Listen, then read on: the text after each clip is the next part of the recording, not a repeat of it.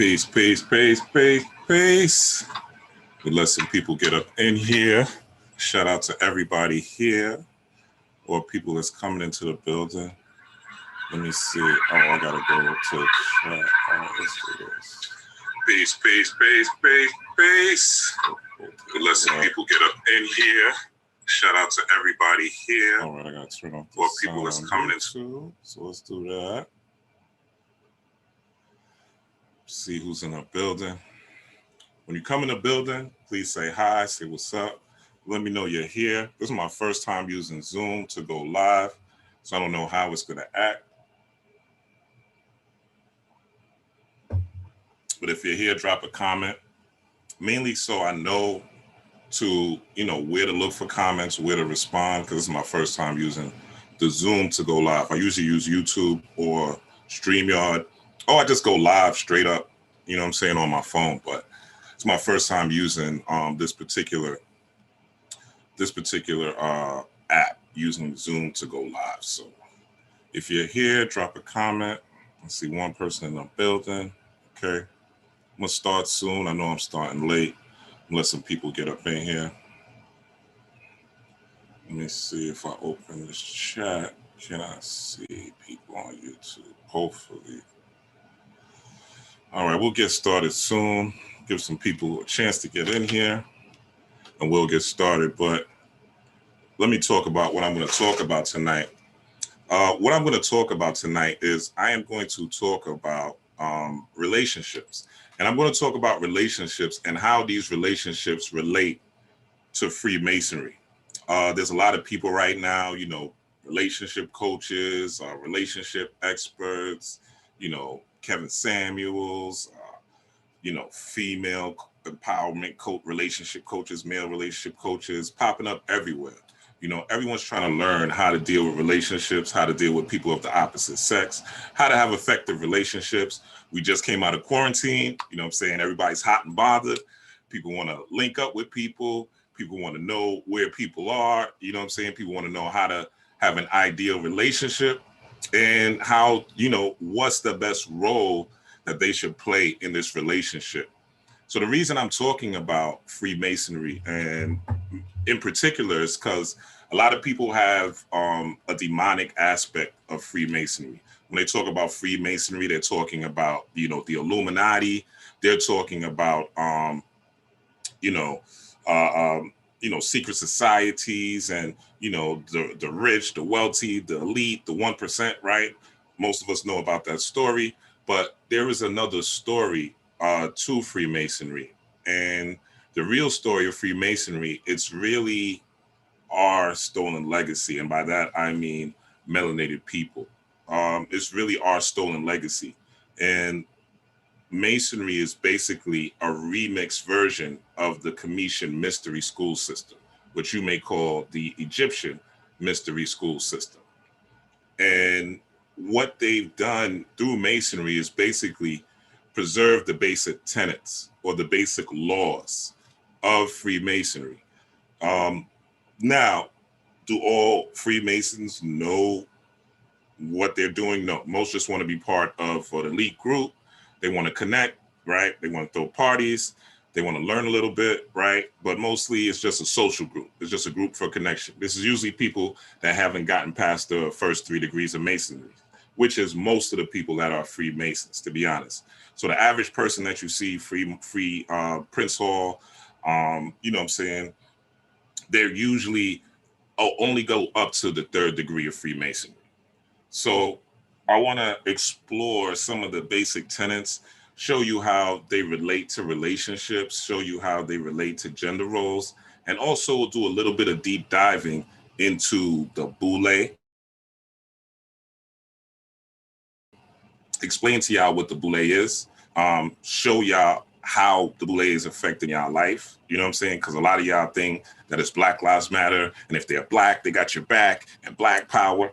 And it's important to understand this overview of the world, even though we're talking about relationships, to understand how you're being influenced, how you're being manipulated by what the people in the nation of gods and earth would call the 10%. And we'll get into that shortly. So let me see if I got some more people here. Hold on, because I gotta pull up. Minimize this.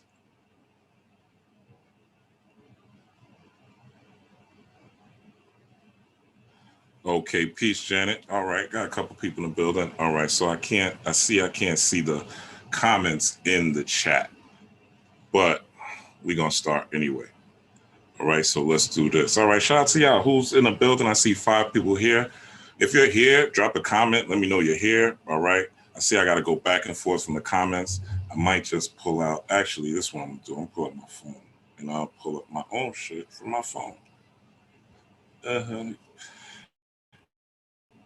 Yeah, it's my first time using Zoom, guys. So thank you for working with me. But we're about to get started shortly. I'm going to do a share screen, which let me just pull up this phone so I can see our comments. If you are here,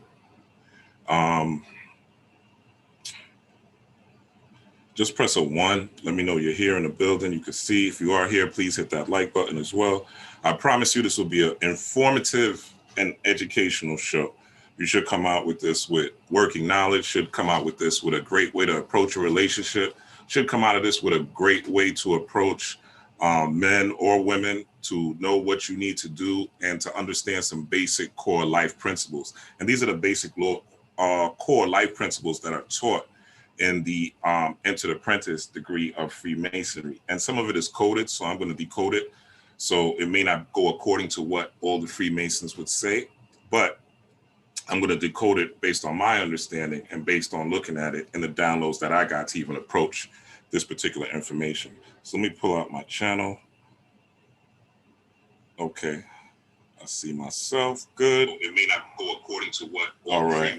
Gas that. I see you. Thank you for your comment. All right. Turn this down. All right. So I can see the comments. All right. So let's get started. All right. There's a couple of y'all started 7 minutes ago. All right. Let's get started. So let me do this. Minimize this. Go back into this.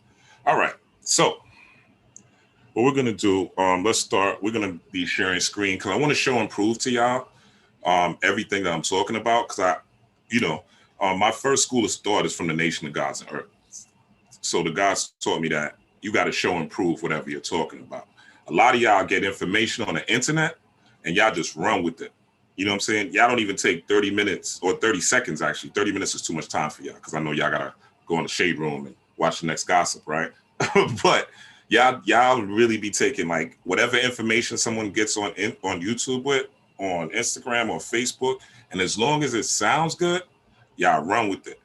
But you got to do research into what people are telling you. You got to do research and understand for yourself what type of information you're taking in. You cannot just take things on face value because it sounds good, because someone that you think is informative is telling you. 9 times out of 10, they're either trying to scare you, right, into you buying something that'll take care of yourself.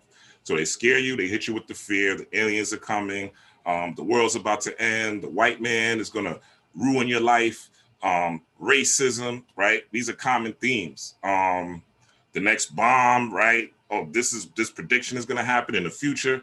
And y'all just run with it and y'all just believe it. Y'all don't test the theories. Y'all don't listen to what they say and go back and say, oh, this person has been proven wrong and been making negative predictions all this time. Y'all really need to do some research. So I'm going to show you my research, show you what I'm talking about, and we'll get into this relationship talk real quick. Shout out to everyone who's in the building. Okay.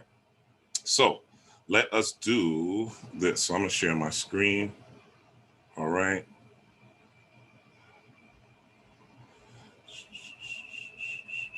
First, let's start with the basic premise of this. The basic premise, you first have to start with the foundation.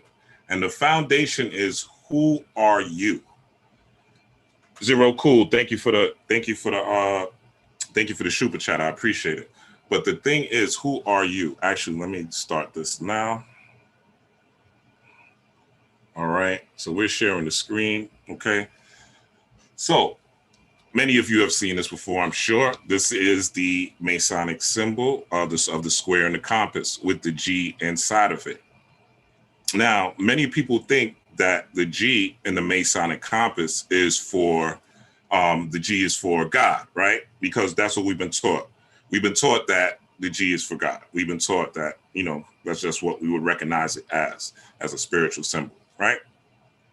But this G is not for God. Believe it or not, this G is actually for beauty. And the square, so the G actually means beauty. And I'm gonna prove that to y'all. The square, we from the hood, you know what I'm saying? Especially those of us that, well, I don't know, it's a New York thing, but a lot of us, but I've heard people from other states say it, a lot of us talk about standing on your square. So standing on your square is standing on your foundation. Your foundation being your morals, your principles, your concepts, right? You ultimately the wisdom that you have and the wisdom that you've attained. So that's what the G is. That's what the G is for. All right. So the G is for beauty. When we're going into the compass is dealing with circumspection, seeing everything around you, understanding the world that you live in, understanding that the world that you live in is going to be affected by your foundation, by your morals, your principles, and the things that are in your wisdom, the things you attain. And when these come together, you are looking at beauty, right? You have a beautiful life, beautiful children, beautiful home, you got money, you're successful, et cetera, et cetera, et cetera. All right. So first and foremost, we have to understand who we are. So the G is for beauty, but we have to also understand that there is God in this particular thing. The science of, so we're going to actually, let's do this. So we're going to be looking at the first degree tracing board. So this is given to the entered apprentice, starting here, or the entered apprentice. In esoteric philosophy, you are dead until you have come into the light of gnosis. Gnosis is divine knowledge. The Masons are no exception to this. To the dead, initiate is given this tracing board, a map, if you will, to climb out of his interment and into the light of life. With that said, the initiate will likely never be told what the symbols mean, okay? So when we're dealing with symbolism, we have to realize signs and symbols are the first language. The first language was signs and symbols before people understood how to talk, before people understood how to communicate. People speaking in grunts and growls, and I'm sure in tones, which is why the first language was tonal. This is why you hear words like wisdom, word, wise, woman's wisdom, word, wild, woman, word, the same tone, and they kind of refer to the same things because they have the same tonal undertone, right? So we, as people that were melanated, original people, we had language that was tonal. So when we're dealing with, these type of things, you want to look at these comparisons as well, because they'll also lead you to more knowledge. So we're dealing with this first, hey, what's up, Shanice? We're dealing with this first degree tracing board, all right? So that's what we're going to be going into. Now, again, let me see what I want to show y'all. So we got to start with the premise of who and what we are, right? And what the Masons is trying to build as far as a God. So we're going to use this particular tracing board. This is the Entered Apprentice tracing board that we were just talking about. We'll go right back to it. I'll break down some of the symbolism and show you how it relates to relationships. Let's go into, so in Freemasonry, and this is something that when I was training, when I was younger and building with the gods, Nation of Gods and Earth, shout out to them, they told us that God means Gumar, or Gomar Az Dubar. Gomar Az Dubar. So the name God, where we got God from, where we got that particular term, God, comes from this. It comes from, and this comes from the Hebrew. Put this down a little bit. And in the Hebrew, so let's see. So it says the Hebrew word debar means wisdom. The Hebrew word az means strength. And the Hebrew word gamor means booty. So you got gamor, which means beauty, which I told you, right? The G means beauty, okay? So Gomar means beauty. Okay. So God, Oz means strength. So when you're talking about the Wizard of Oz, right? The Wizard of Oz movie, what was the journey of Dorothy, the Tin Man, the Lion, and the Scarecrow? They all were trying to get to their strength, right? So when you talk about the Wizard of Oz, Oz means strength. Okay. When you talk about the bar means wisdom. Okay. So when you're talking about God, you could say it starts with wisdom, strength, and beauty. Okay. And of course, you can look this up yourself, right? But I just want to break down how this is already part of Freemasonry in this particular article. As you see, the G is right here. So they're breaking it down for you. But for time, I won't stay on this forever. So Gumar Oz Dubar. So when they break it down further in this article, let me get there. So it says, if we take the words wisdom, strength, and beauty and use the first letter of each, we have Dabar, wisdom, strength, Gamar, beauty. So we have dog, right? D-O-G, D-O-G, okay? Wisdom, strength, and beauty. So if you turn it backwards, you have God, beauty, strength, and wisdom, right? But we know what we may not know, our ancestors, right? Our ancestors, particularly those that are from the Dogon, right? And there's a tribe called the Dogon, D-O-G-O-N. Actually, let me pull this up just for reference, even though I don't have it here. Because sometimes I think people know more than they don't. All right, so Dogon is right here. So the Dogon people are an ethnic indigenous, peace straight panther, ethnic indigenous an ethnic group indigenous to the Central Plateau region of Mali in West Africa, south of the Niger Bend. Okay, so these Dogon people are people that still use the celestial calendar, the solar calendar. These people are still people that map the first stars. And if you research the Dogon, right, they are people that are in tune with what they call the dog star or the dog star Sirius. And so Sirius, the star Sirius, is what the Dogon people. So we just had where they said, right, D-O-G, right, dog, wisdom, strength, and beauty. D-O-G, right? It's not backwards, beauty, strength, and wisdom. It's wisdom, strength, and beauty. So, and we have the Dogon, D-O-G, okay? So this is our legacy. Okay, this is our history. This is our spirituality. This is our mystery school system that was stolen and co-opted in Freemasonry. So this is why I'm showing you all this. Okay, what the Dogon taught is that we come from the Sirius star system and we get there through Orion's belt. We come from the Sirius star system and we get there through Orion's belt. And this is so Sirius, also known as what? The dog star. Okay, a Canis majoris. Okay, Canis. We heard of dogs, canine. You may have them sharp teeth in the back of your mouth. Canines, same shit. All right. So it says it's the single brightest star in the night sky. Okay. So Sirius, the dog star. So this is what we're dealing with. And you may have heard of Sirius Radio. If you notice, their logo is a dog.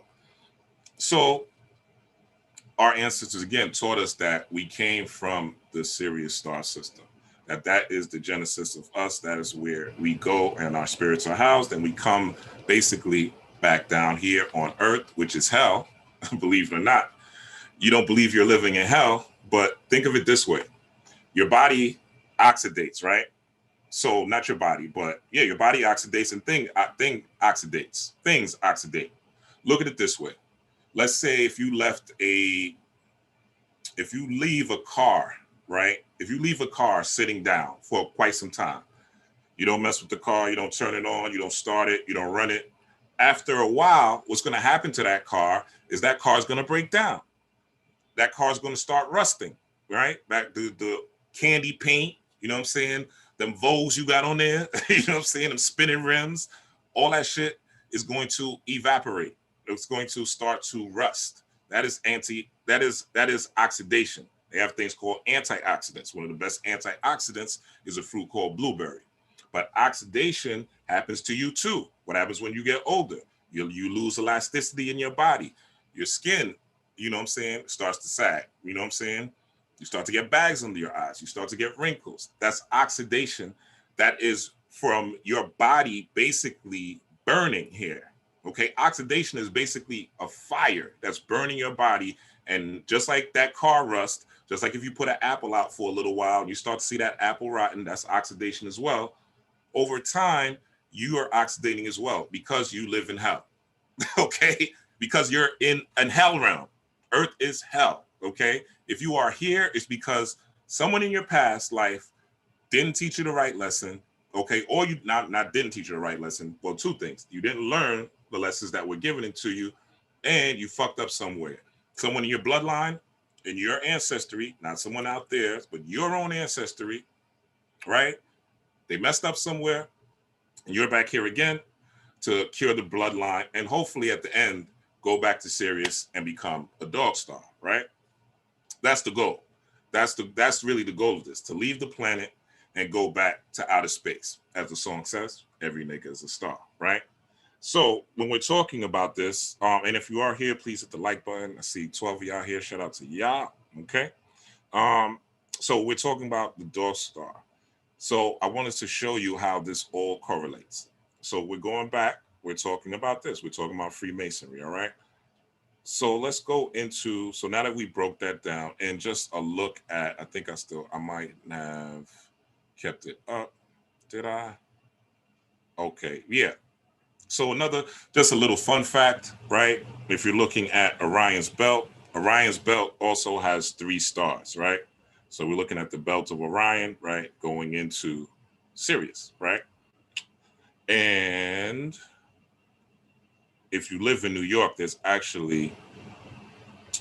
not going to get into that yet. There's actually 3 obelisks that correspond to Orion's belt. And those of you who are studious, you could look this up. But there's a video on this too on YouTube, Secrets of New York City. But there's 3 obelisks. And one is what they call Cleopatra's Needle, which is really Rambley's obelisk. Other one is the Worth Monument on 23rd.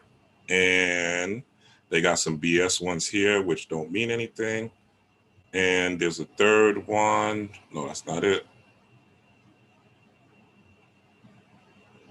And the third one is this, in St. Paul's, right by Wall Street. So if you're a New Yorker, you go by former World Trade Center, you'll see this particular obelisk. You go to Central Park, you see Cleopatra's Needle, which is not here. But I've done a video being by what they call Cleopatra's Needle. But I just want to show you the alignment of these 3 particular stars and how they correspond. All right. So we know now through going through this that Freemasons are tapped into Sirius. They're tapped into the dog star. They're tapped into the Kemetic mystery system. They're tapped into things that are otherworldly that we don't usually tap into on a day-to-day basis because we're too busy watching Netflix and YouTube and playing video games.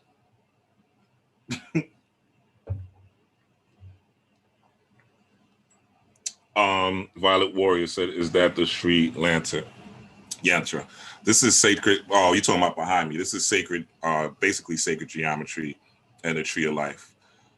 Is it, as far as it being the Sri Lanka? I have no clue. You could educate me on that. All right. But I'd like to know shit.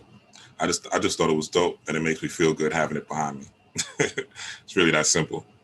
All right. Let's get back into it. And again, I'm going over this because I want you to understand. I'll get into the relationship things shortly. It won't be long, I promise. So if we look at this board, right? So actually, let's break this down. So we're dealing with symbolism, right?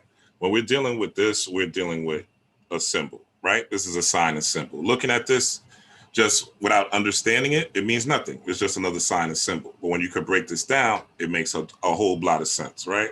So we're dealing with symbolism. And we're dealing with this particular board, which obviously has a whole bunch of symbols, including what we're just looking at, the square, then the compass, and there's some other ones. But all this is really, believe it or not, how we should be looking at relationships and the type of roles we should be playing in these relationships as well. So let's go into a little bit of, so the first thing we see is wisdom. Wisdom, as we broke down, is the wisdom is Dubar, right? This is wisdom, strength, and beauty. Okay, Gomar, Az, Dubar. Okay, wisdom, strength, and beauty. G-O-D, God, G-O-D. So that's what we're looking at when we're dealing with this particular item, and I'm going to show you how this plays out and how the real goal is beauty, but not beauty that you think, not the beauty that we are used to, not Kim Kardashian beauty, not Shamar Moore beauty, not, you know what I'm saying, a nice Lexus beauty, not, you know, a Wraith beauty. We're talking about real beauty, and we'll get into what that is. But the goal is beauty in your relationships, believe it or not. The goal is to get to that G. This is the G in this sign. We just broke that down. Okay, so that's the G in this sign. If you're new, go back and watch it. So the entry point on this particular board is wisdom, right? You see the ladder here. See the statue, you see the ladder, right? This is the middle pillar. You see the eye with the light, okay? And we'll get into this a little bit, but wisdom is what we are seeking, all right? Wisdom allows you to say, this person is not good for me. I'm going to leave them alone. Wisdom allows you to say, this person is great for me. Let me hang on to them, be around them. Wisdom tells you, nah, let me not go into that room. There's a lot of tension. Let me back up. Wisdom is like, damn, I got a job. It's a 9 to 5. So it'll be wise that, you know what I'm saying, I prepared myself every morning, or I prepare myself at night to go to work so I don't have to worry about it in the morning, right? That's wisdom. So we ultimately, those of us that are on the path of enlightenment, those are on the path of spiritual development, those are on the path of magic, those are on the path of growth, right? We're ultimately trying to gain wisdom into all things. We're ultimately trying to understand all things. So wisdom is the ultimate source. Actually, let's start with it, and we'll go into a little bit more of the breakdowns. So when we're dealing with wisdom, we are in particularly dealing with women. Okay, we're dealing with women. Now, you may say, right, this is not one of those the black woman is God conversations. Like, that's not what I'm saying. What I am saying is, when you're dealing with something coming out of the divinity of the mind, if you look at this eye, right, you could say this eye particularly looks like the third eye, right? This looks like your pineal gland, or representing some sort of enlightenment, because you're wise, you are enlightened, right? If you look at the Bible, Solomon, the only thing he asked God for was wisdom. That's the only thing he wanted, was wisdom. And because he asked for wisdom, he was able to gain everything. And this particular trestle board, or this particular tracing board, masonry in particular, is based on the tenets of Solomon. Us in these urban environments, us in the world, we are not seeking wisdom the way we should, right? And this is one of the big problems, you know what I'm saying? And this is one of the issues with gender identity and gender roles, you know what I'm saying? Because we don't know where to go. We don't know what our roles are. We don't know what direction to take. We don't even know shit ourselves at a lot of times. And we're trying to figure out, and there's no manual. There's no rites of passage. There's nothing to tell us where or how to go. Only thing we got is TV. We got our homegirls and our homeboys in fucked up situations, fucked up relationships, hurt, broken, trying to give us advice, right? Based on the wisdom that they have, from the experiences that they have. But that wisdom may not be the right type of wisdom that is for you. But going back to the initial premise, when we're talking about wisdom, what are we talking about? So we're talking about wisdom, the quality of having experience, knowledge, and good judgment, the quality of being wise.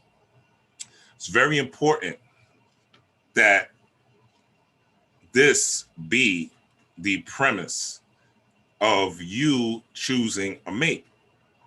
This be the reason why you choose a mate.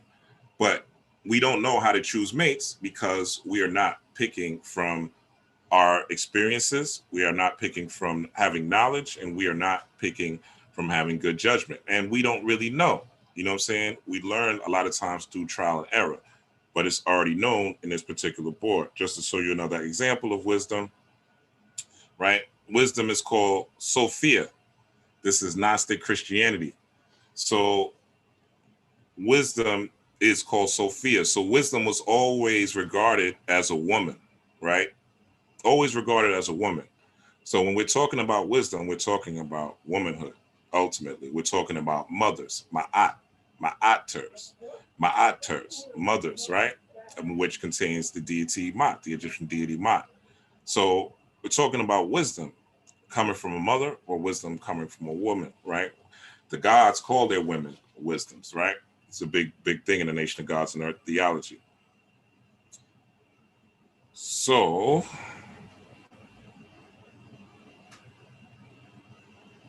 Sophia, right? This was just Sophia. So we're dealing again with tonal languages. So Sophia, Sufi, you'll see quickly that it's the same thing. So Sufism, mystical Islamic belief and practice in which Muslims seek to find the truth of divine love and knowledge through direct personal experience of God.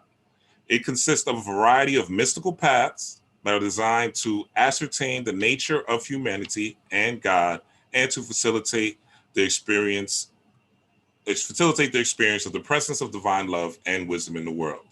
Okay, so Sophia, Sufism, tonal languages. Okay, same shit. Sufi, same shit. Okay, so they're dealing with wisdom. All right, and one of the dances, this is just to tap into meditation a little bit.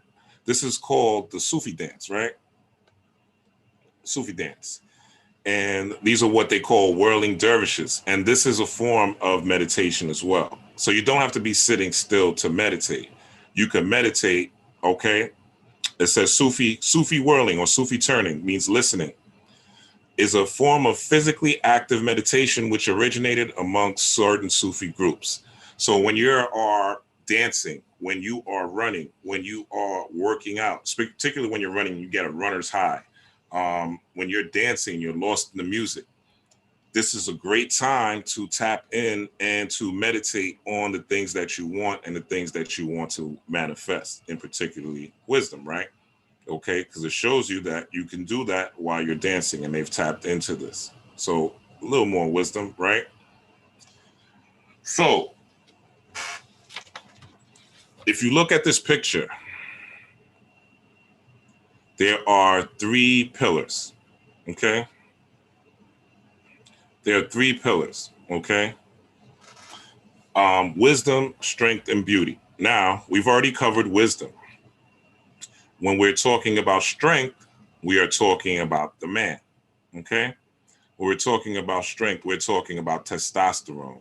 We're talking about hunting. We're talking about protection, right? We're talking about providing. We're talking about assertiveness, right? These particular things compromise masculinity to a degree.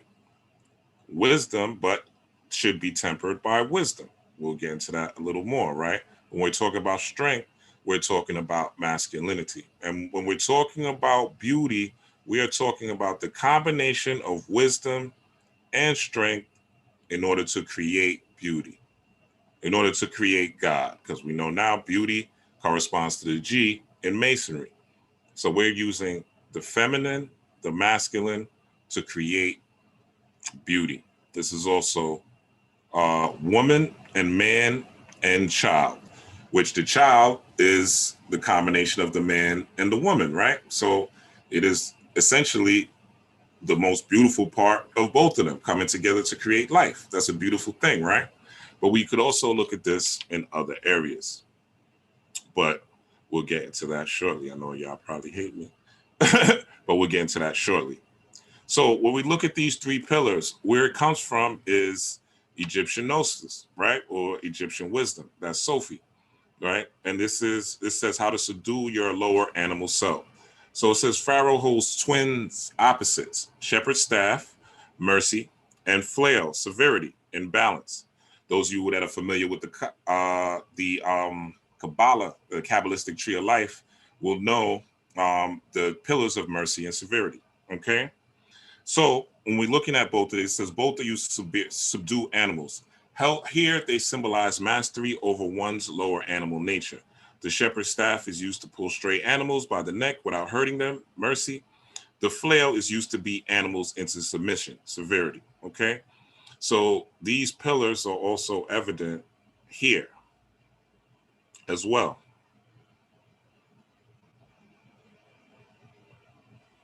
Okay, so the pillar of mercy and the pillar of severity, okay, and the middle pillar of wisdom. So let's go into, and you'll see this also on the high priestess tarot card, where you'll see, actually, let me show you on this page.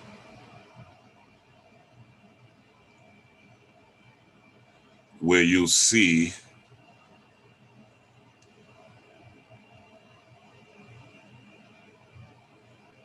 these three pillars, okay? So you see this on a high priestess tarot card as well, these same three pillars. Now, in the high priestess, what does she deal with? She deals with intuition, sacred knowledge, divine feminine, the subconscious mind. So when we're looking at the wisdom on the tarot cards, we're looking at intuition, we're looking at sacred knowledge, we're looking at divine feminine, the subconscious mind, because she is in the middle, okay? Just like she, these women up here, all right, are in the middle. So we're dealing with wisdom. So this is why you hear people like Bobby Hemmett, and people saying that everything comes from the divine feminine, because it is true. Everything comes out of the womb. Everything comes out of the womb of mind. All life comes out of the womb of a woman's belly. So this is symbolic for that womb energy, wisdom, womb, same tonal language. So this is a personification of that divine energy. All right. Now, I'll stop for here because I want to get into this, and I'm going to show you after this, after I get into the relationship stuff, how Freemasonry is also controlling y'all lives. You know what I'm saying? And how some of these things, even some of these relationship experts, and some of the things that you're being fed is just BS. Okay, so let's stay here real quick. Now,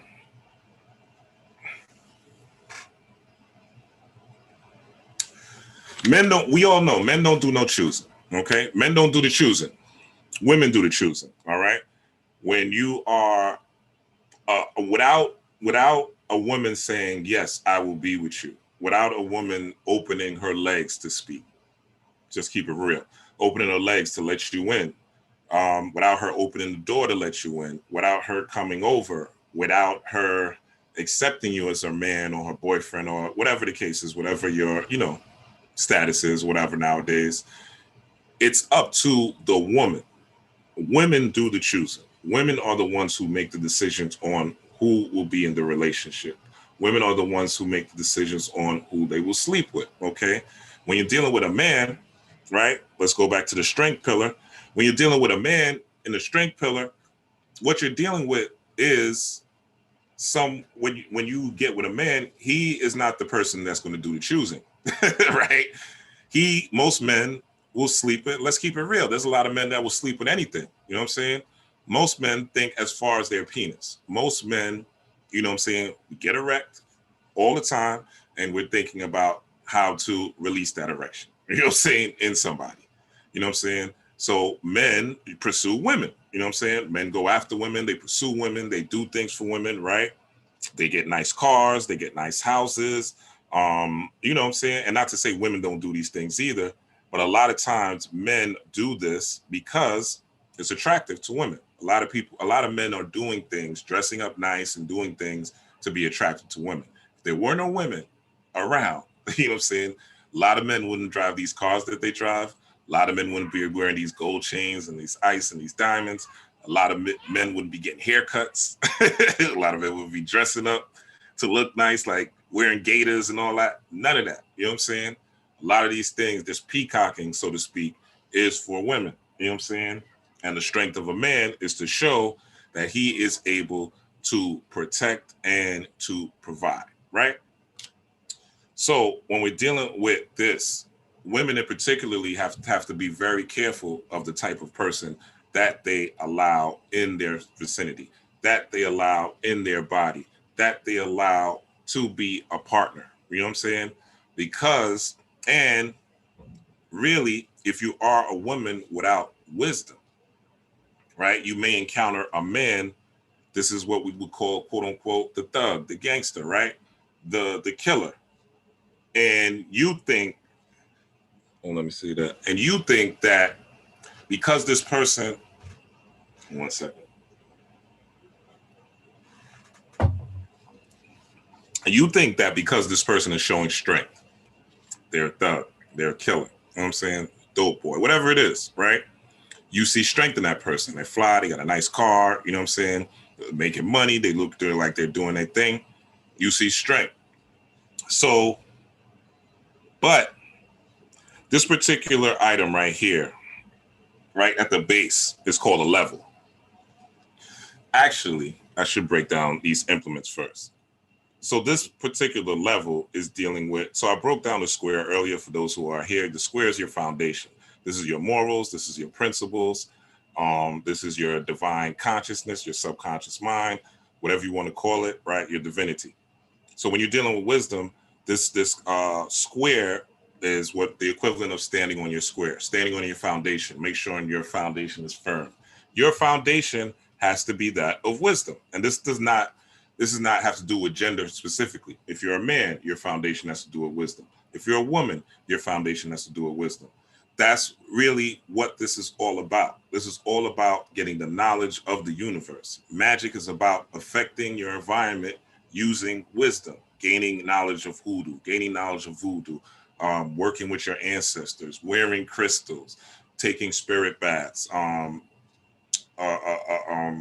you know, the different burying things in the backyard and different magical things that people tap into and people do, breathing exercising, fire breathing, meditation, those type of things, right? Those things are wisdom. Now, this particular item, this level is dealing with strength that is balanced by wisdom, which wisdom would be your compass. If you don't have a compass of wisdom, if you're not tapped into learning yourself, if you're not tapped into your God, right? Your wisdom, strength, and beauty, you're not tapped into your divinity of who you are. And first, you have to know who you are. And who you are is a God. Who you are is a God. Let me play this real quick. For my boy Kanye. And we got this other thing that's also been working for a long time where you don't have to be racist anymore. It's called self-hate. It works on itself. It's like real estate of racism. Where just like that, when someone comes up and says something like, I am a God, everybody says, who does he think he is? I just told you who I thought I was, a God. I just told you. That's who I think I am. Would it have been better if I had a song that said, I am a nigga? Or if I had a song that said, I'm a gangster? Or if I had a song that said, I am a pimp? All those colors and patinas fit better on a person like me, right? Okay, so you see Kanye breaking it down. He's telling you who you are. He's telling you the same thing that the Freemasons was been telling you who you are. Wisdom, strength, and beauty. Gumar, Oz, Dubar. Dabar, Oz, Gumar, however you want to say it. Wisdom, strength, and beauty. Just a quick recap. The G here is beauty. As you see, it's not just God, right? This is what we've been told, but the G represents beauty, okay? So, wisdom, strength, and beauty. So when you call yourself a God, you are aligning yourself up with this. You are aligning yourself up with wisdom, strength, and beauty. You are saying that this is what you are about. You are saying this is your foundation. You are saying that wisdom ultimately is what you're trying to get so that you can enable strength and so that you can produce through your wisdom and through your strength, which is your actions, beauty. All right. So back to the board. So looking at this, when you look at this, right, you're dealing with getting knowledge, getting gnosis. You're dealing with understanding who you are and what you are and your God self, your higher self, your highest consciousness, your divinity, the oneness with yourself. You're going into your inner self, into your inner room, into that dark matter that is within, into your you melanin. You're tapping into these things by going within yourself. That's the only way you gain wisdom. And that's why this ladder is here, okay, to represent that insight that only comes from within. It's not the sun, it's not the moon. This is insight through your pineal gland being open and you getting your downloads from your ancestors. You getting your uploads from your ancestors. You understanding who, what, where, why, and how of all things. And this is wisdom. And this allows you to navigate through life safely. So when you're talking about wisdom, you're talking about giving birth to yourself and rebirthing yourself.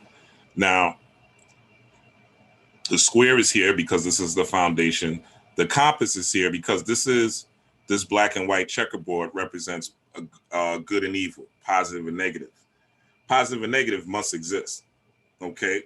You have good days, you have bad days. There's never going to be a time where you're going to have all good days in life. Again, you live in hell. I broke that down earlier.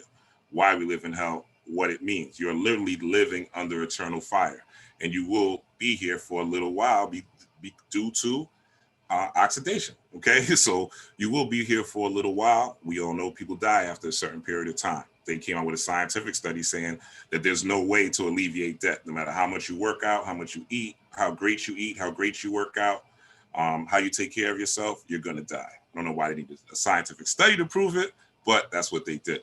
Okay, so you're gonna die while you're here on Earth. But the voice in your head, if I say pink now without opening your mouth, there's a voice in your head that's saying pink. That voice in your head is your spirit. That voice in your head is your wisdom. There's some people talk about, they're hearing voices and hearing different things. Well, that's ancestors that are communicating things to you. That's ancestors that are giving you information. Some people have ancestors that are very negative. They need to purge themselves.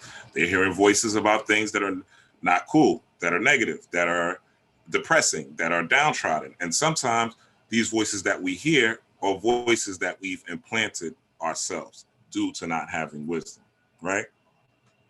So when we're talking about wisdom, we're talking about a foundation of principles that deal with learning ourselves, knowing ourselves, and rising, okay?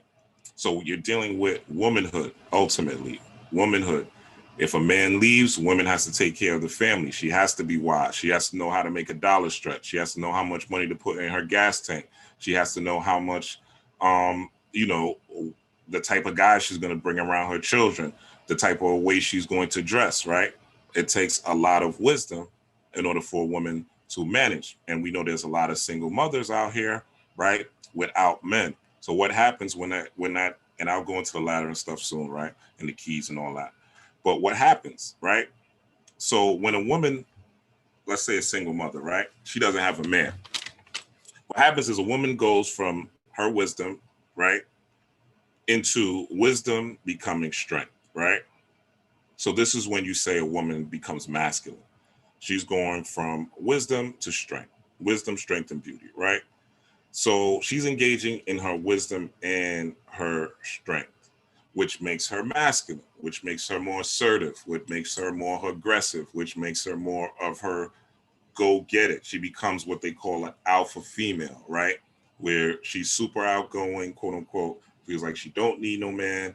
You know what I'm saying? She could take care of everything on her own, et cetera, et cetera. And it may not even be that that's what she wants, right? It's just that that's what she has to do to manage herself and manage her family. So she becomes more masculine. She becomes more inner strength. Now, a woman that has a good man, right, has a man that's And what is a good man? A man is a God, right? A good man, a good woman, they are God bodies. They are engaged in wisdom, strength, and beauty as well. So when you're dealing with a man, right? A man has to have strength in him. He has to show that he is on some sort of purpose. Some sort of purpose. Okay, strength. When you look at, a lot of times people look at men and they think a strong man is a man that's violent, or a man that's overly aggressive, or a man that works out and got big muscles, or a man that is a fighter, or a man that screams on people all the time, or a man that's extra loud. None of those things define masculinity. And this is why this particular level is here, because strength has to be balanced, right? I got a window here in my bedroom where everybody can't lift my window up. You know what I'm saying? Because it takes a certain amount of strength to lift it up. So I have enough strength to lift it up, right? But I could push it up, right? And probably break the shit because I'm strong enough to break it. You know what I'm saying? But I push it up nice so I don't break it. So that is me being leveled with my strength. You know what I'm saying? Not doing too much with it. You know what I'm saying? Not going out killing people, not going out murdering anybody or raping or hurting or everything. That's me. That's an example of balanced strength. Balanced strength. So in order to show strength, you have to also, as a man, show leadership. You have to show leadership. If you're not showing leadership, then a woman is going to step into this, go from wisdom, meaning, now, if a woman has a man, let's break this down. So a woman has a man, and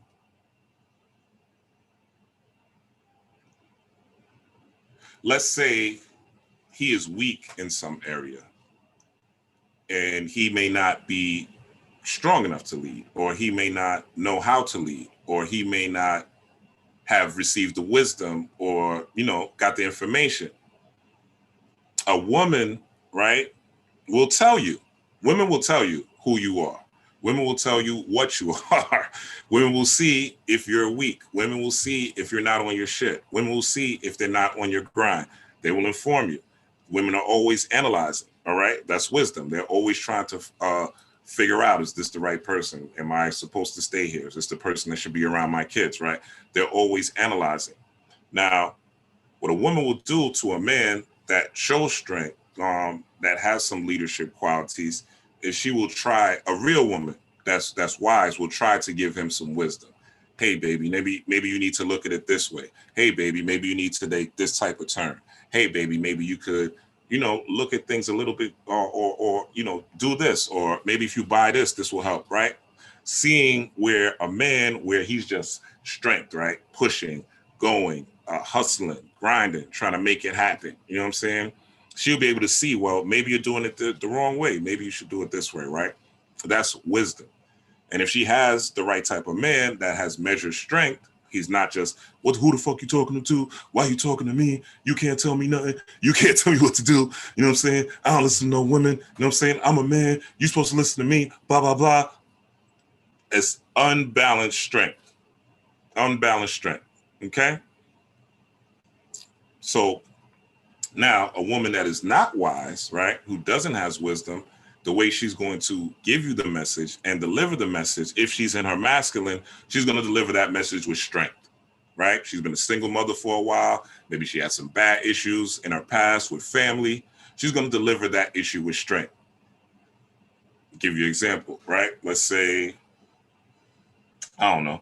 Let's say she got a car, right? And you're like, yo, I'm going to fix the tire, right? You're like, yo, you tell her, hey, baby, I'm going to fix the tire, right? Let's say, but you get caught up making a YouTube video, right? You don't fix the tire as a man. Now, a woman without wisdom, who's in a masculine, she's going to come off with strength. So she's going to be like, yo, why the fuck you didn't? She's going to be like, yo, why the fuck you didn't change? Why the fuck you didn't fix my tire? Or why the fuck you didn't fix the tire? You're like, damn, babe, what happened? Nah, I told you to fix the tire. Why the fuck you ain't fix it? Like, Come on now, barking and screaming, right? Yelling even, or just extra aggressive, got the hands going, right? She's in her masculine, you know what I'm saying? She's in her strength, you know what I'm saying? And depending on the type of man, if he's not strong enough, he's going to take that for a while, you know what I'm saying? But a man that's strong, that's a leader, that's powerful, you know what I'm saying? That has something going for himself, that has a purpose, that's not going to be something he responds to because he's wise enough to know that he doesn't need to deal with that.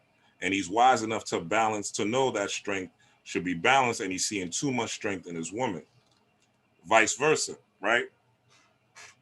You have a man who has a good woman, right? Who has a woman with a lot of wisdom, who has a woman who'll say, hey, baby, you know, hey, might tap you. Hey, you know, what's up? I told you about the car, babe. You know what I'm saying? You gonna fix it? Like, I need it fixed. I need it to work on. Please, babe. Thank you.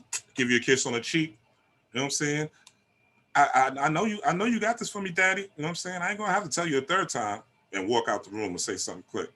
Oh, babe, look, fix. And she might even curse. You know what I'm saying? She might even say it nice. Look, babe. Look, I already told you about the car. Fix that motherfucking car, all right? I need that car fixed, all right? Kiss a man, might rub on the shoulder, or fix that motherfucking tire. You know, kiss a man, rub on the shoulder. Thank you, Big Daddy. Empower him. You know what I'm saying? That's wisdom. You know what I'm saying? Because the thing about it is, ladies, if you are giving your man, empowering him, if you are giving him his strength, if you are showing him, calling him pet name, Big Daddy, maybe you don't like to say daddy, or you saying, okay, God, or whatever he likes to be called, if you call him something, if you see him, a smile on his face, use that. You know what I'm saying? That is what is getting him there. Interesting fun fact. I remember reading stuff, reading about Amber Rose. Everybody knows who Amber Rose is, I think. Kanye's ex-girlfriend. I think she's a model now, whatever. But Amber Rose, I remember, no, sorry. This is two stories, but I want to talk about somebody different. But Amber Rose, I remember reading her talking to Wiz Khalifa, right? And she was in the car with Wiz Khalifa, and she kept telling Wiz Khalifa, he was like, you're amazing, baby. You know what I'm saying? You're going to go out and kill him. You're the best rapper in the world. You know what I'm saying? Nobody could fuck with you. You know what I'm saying? And she's saying this shit in the car, and Wiz is like sitting back, like, you know what I'm saying? Nodding his head. That gives him more strength to want to go get it. That gives him more strength to want to perform. That gives him more strength to boost his confidence. Now, people that are not level, right? They're going to be abusive. They're going to be the ones that are overly aggressive. They're going to be the ones that think being a man is barking, that think being a man is grabbing, that think being a man is, you know what I'm saying, being tough, being a tough guy, being a thug, right? Which has nothing to do with masculinity. And this is why we have the gender and relationship roles confused. Wisdom is a set of principles. So the foundation is always going to come from within, not from the outside world. You take in things from the outside world, but wisdom is a reasoning process. Wisdom is a judgment process. Wisdom is a taking your time to think, taking your time to meditate, taking your time to sit in silence, taking your time to go in nature. You cannot gain wisdom from the internet. You cannot gain wisdom from a book. You cannot gain wisdom from from a teacher, right? Not even from me. You gain wisdom through taking the knowledge, even the knowledge I give, and reasoning through it and seeing experiences to where this knowledge would be applicable, right? So that is why in indigenous cultures, a lot of times when you deal with channeling, when you deal with spirit possession, this primarily comes from women because of the access, the easier access, and the fact that women have estrogen, right? Their vibrational frequency, and their ability to tap into the inner world or the underworld, to tap into the inner self, to tap into that dark matter, to tap into that subconscious mind, y'all call, to tap into who and what you really are.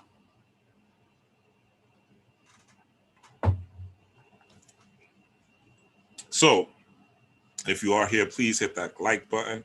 I appreciate it. So this does not mean that as a woman, because it says wisdom, that you're perfect, or as a man, because it says strength, you're perfect. No. If you do not have wisdom in your dealing, right? Wisdom is not seeing women online and saying, I'm going to have surgery. A lot of times what we're trying to do here is we're trying to jump the gun. We're trying to go straight to beauty. We're trying to go straight to beauty. So our strength, right, as men is going towards getting nice things, getting nice houses, getting nice cars, right?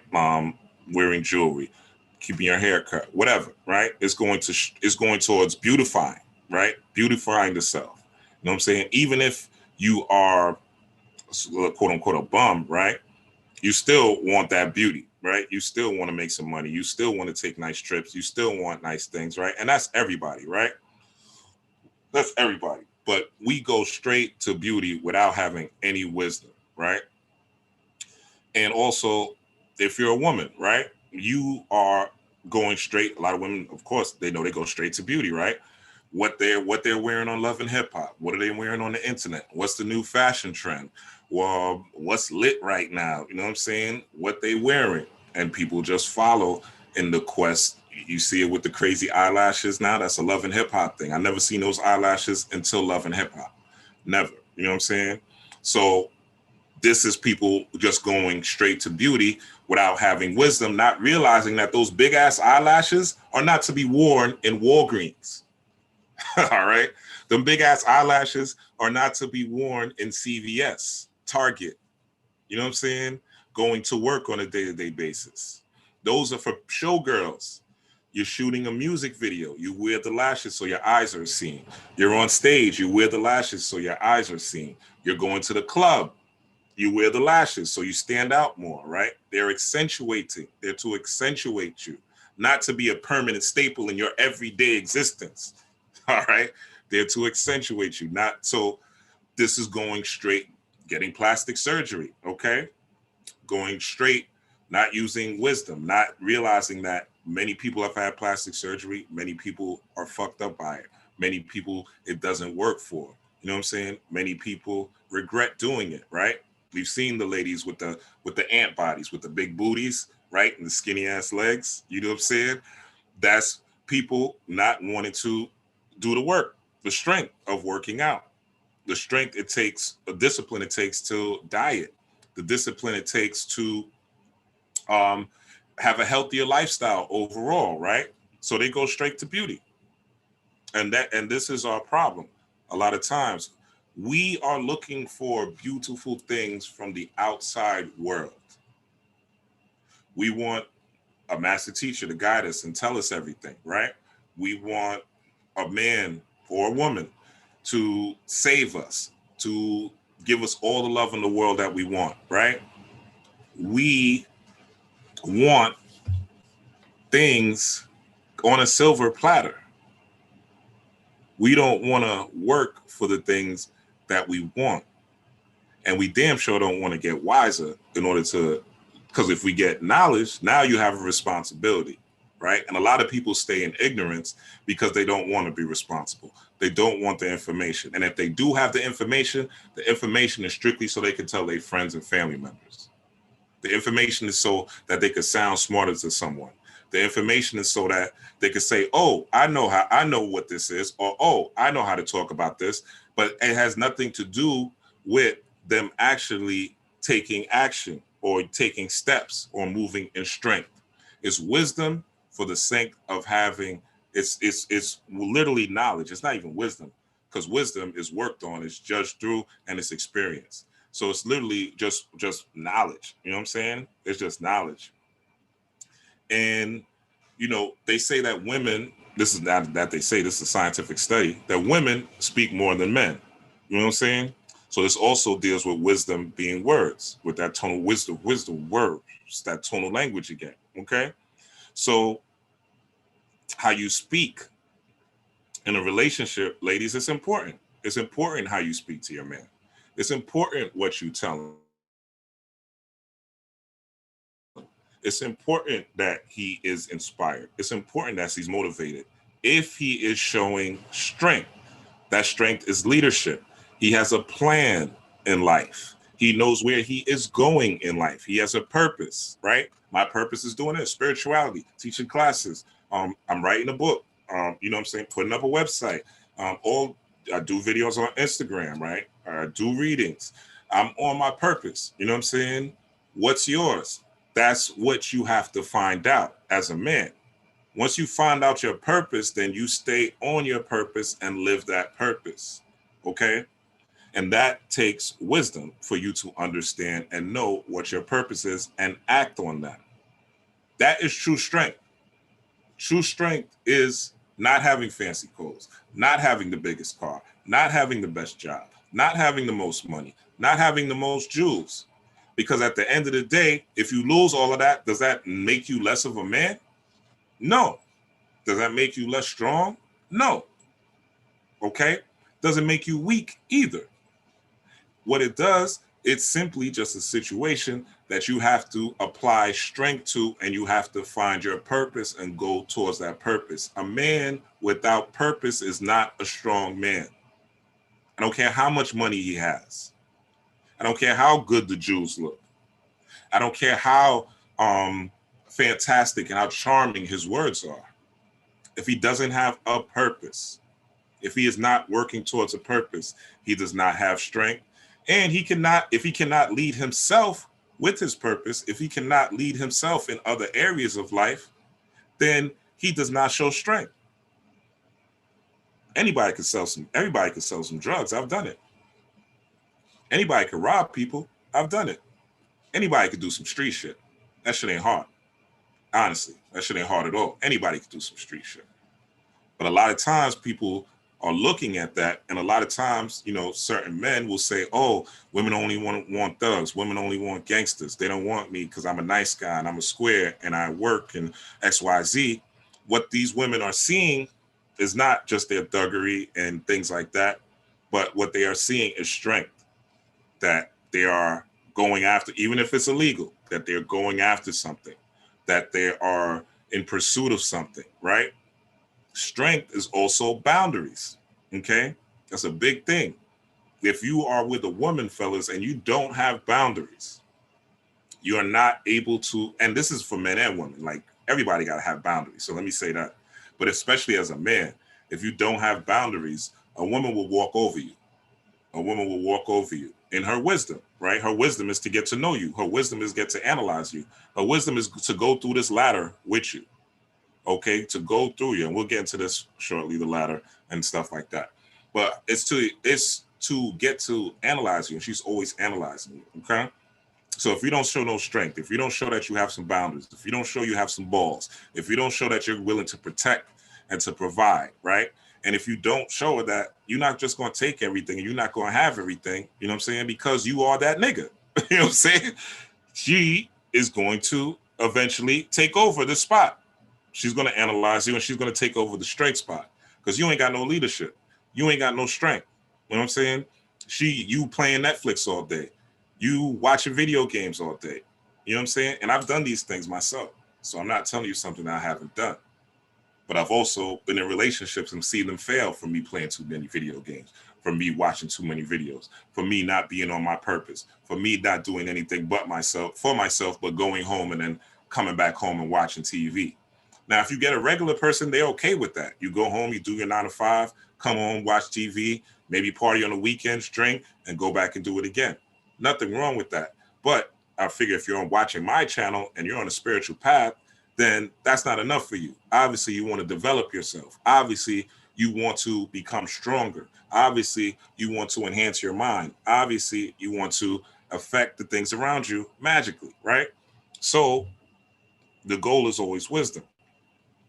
Now, wisdom comes through a woman, but if it is if it does not have a foundation of spiritual principles, a foundation of personal development, a foundation of enlightenment, elevation, discipline, right? These are things that deal with wisdom. These are things that deal with wisdom, and that you are You know what I'm saying? And that you understand, well, this is higher learning, right? The compass, but that you understand that your man ain't gonna be perfect, your girl ain't gonna be perfect. You're gonna have bad days with your man, you or be a man or your girl, you're gonna have good days with your man and your girl. There is a yin and yang, polarity, right? Positive and negative, light and rain. You're gonna go through these things in a relationship. There's never gonna be a relationship that's gonna be 100% perfect where you're gonna love that motherfucker every single day. It does not exist. Now, you may love them a lot. You know what I'm saying? You may have great days where you like them, but you're not going to love that person every day. You know what I'm saying? So, so that is what this compass is saying, that you are aware, that you are understand the cycles of the universe, that you understand ups and downs, that you understand male and female, that you understand dark and light, that you understand night and day, right? And that you understand that there's going to be polarities.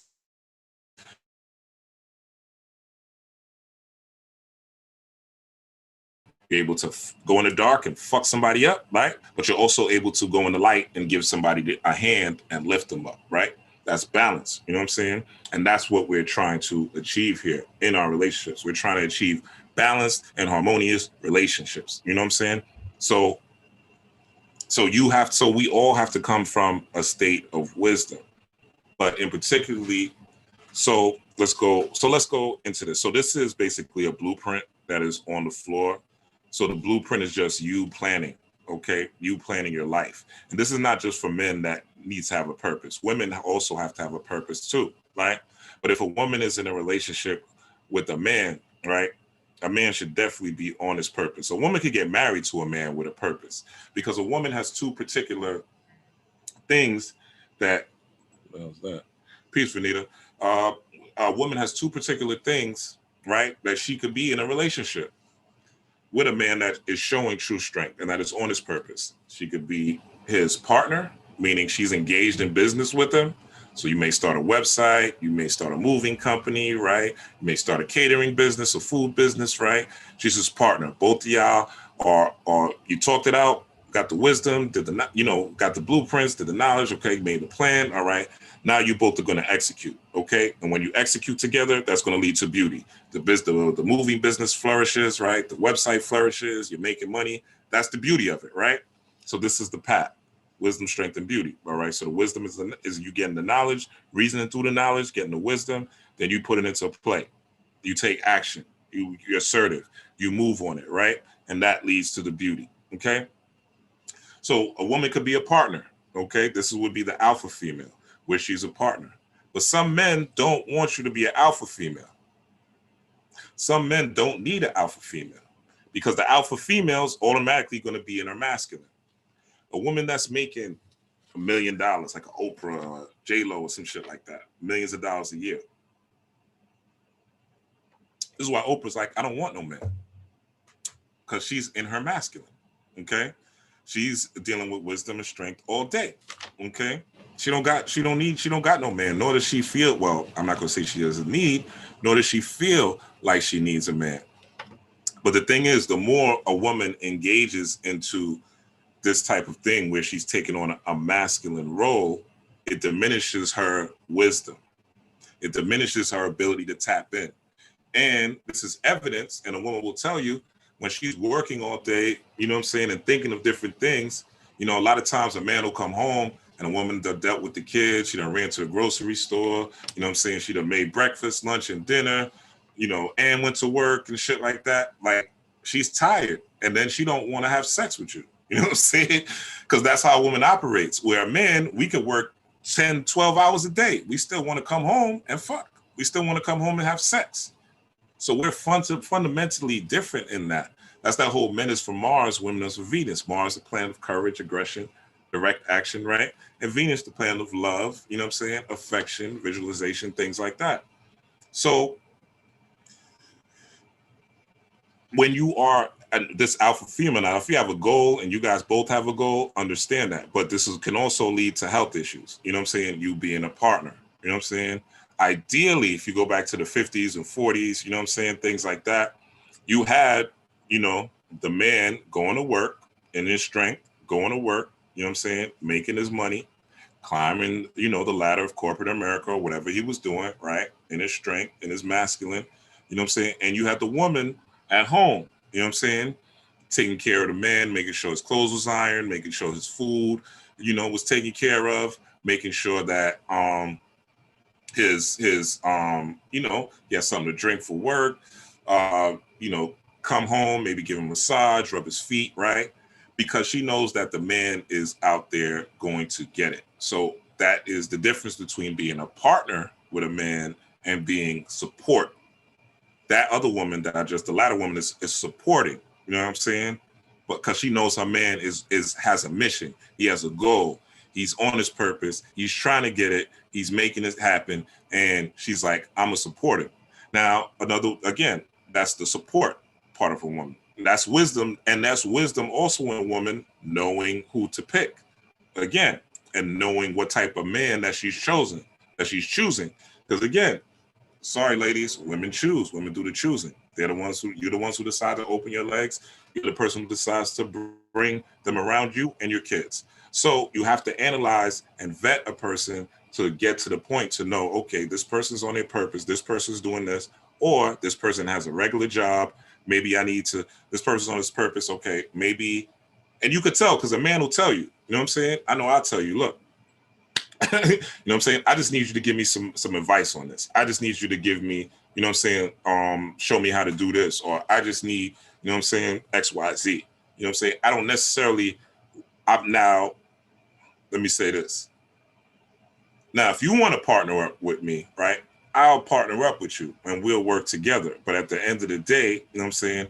I don't really want you in that role because I know it's going to tire you out, because I know naturally that's not your natural position. I would rather a woman to be, you know what I'm saying, support, you know what I'm saying, support while I go get it, you know what I'm saying, while I'm in that, you know what I'm saying, and even, my daughter's mothers, both of them stayed home, you know what I'm saying. I didn't want them to go to work because I wanted them to take care of my children and take care of the house while I go get it, and I was making enough money to do so they didn't have to work, you know what I'm saying. Not to say that's everyone could do that, because everyone's not in a position to do that. Everyone's not going to get there. But as a man, you should want that for your woman. You shouldn't want your woman to go to work with a big ass belly to be chastised and, you know what I'm saying, deal with clients or whatever the case is, or to be in a high pressure environment with your child. But again, I understand. But if you know you have a man like that and you see he's going hard like that, you know what I'm saying, you got to support him. You know what I'm saying? You ain't got to try to be an alpha. You see a man trying to build a business, some shit. You know what I'm saying?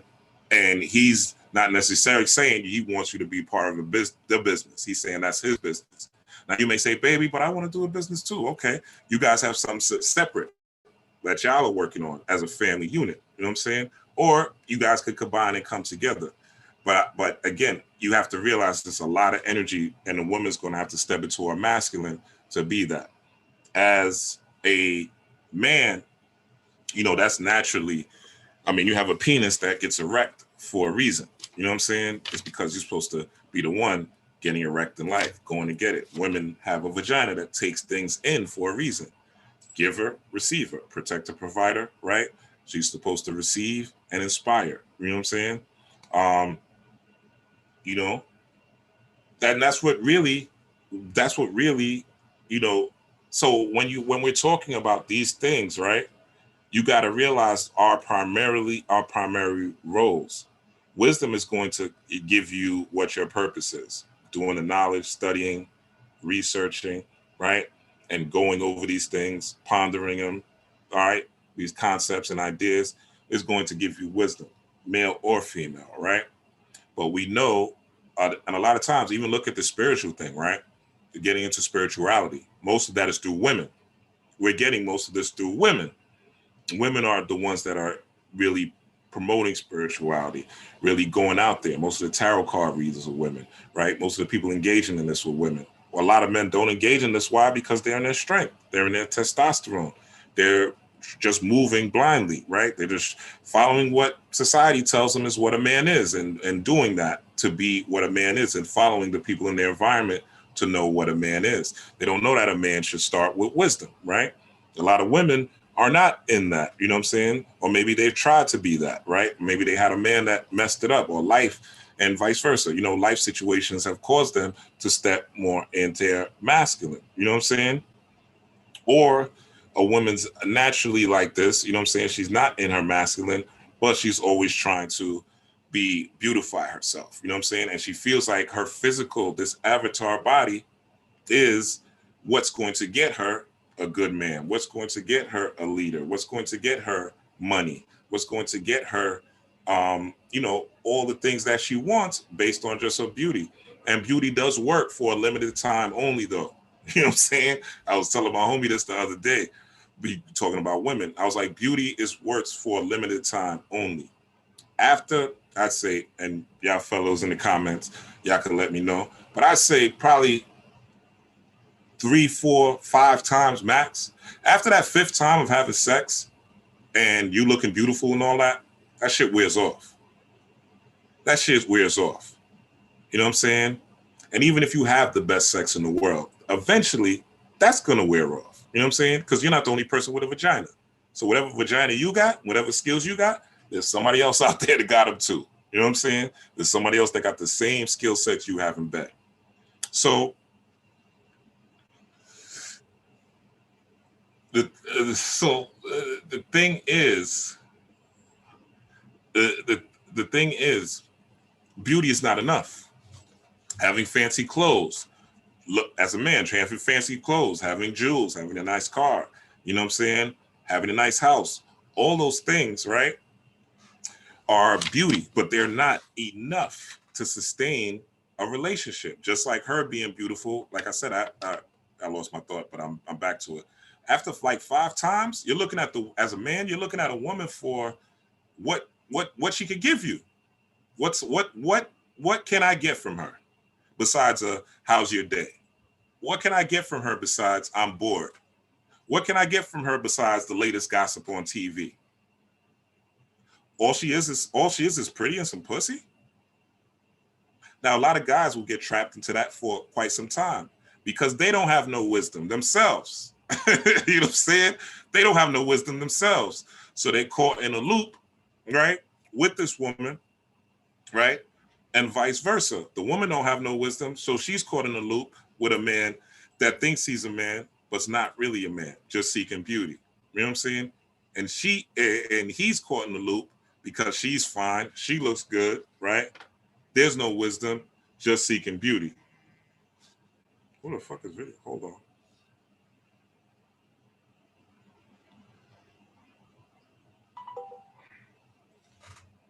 So yeah.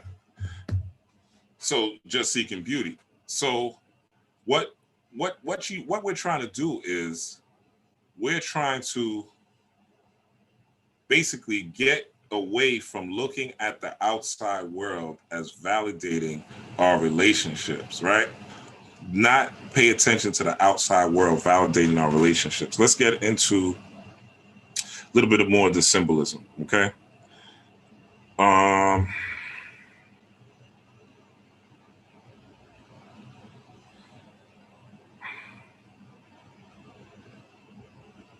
Yes. Next is Pineapple said, take time to genuinely get to know each other first. All right.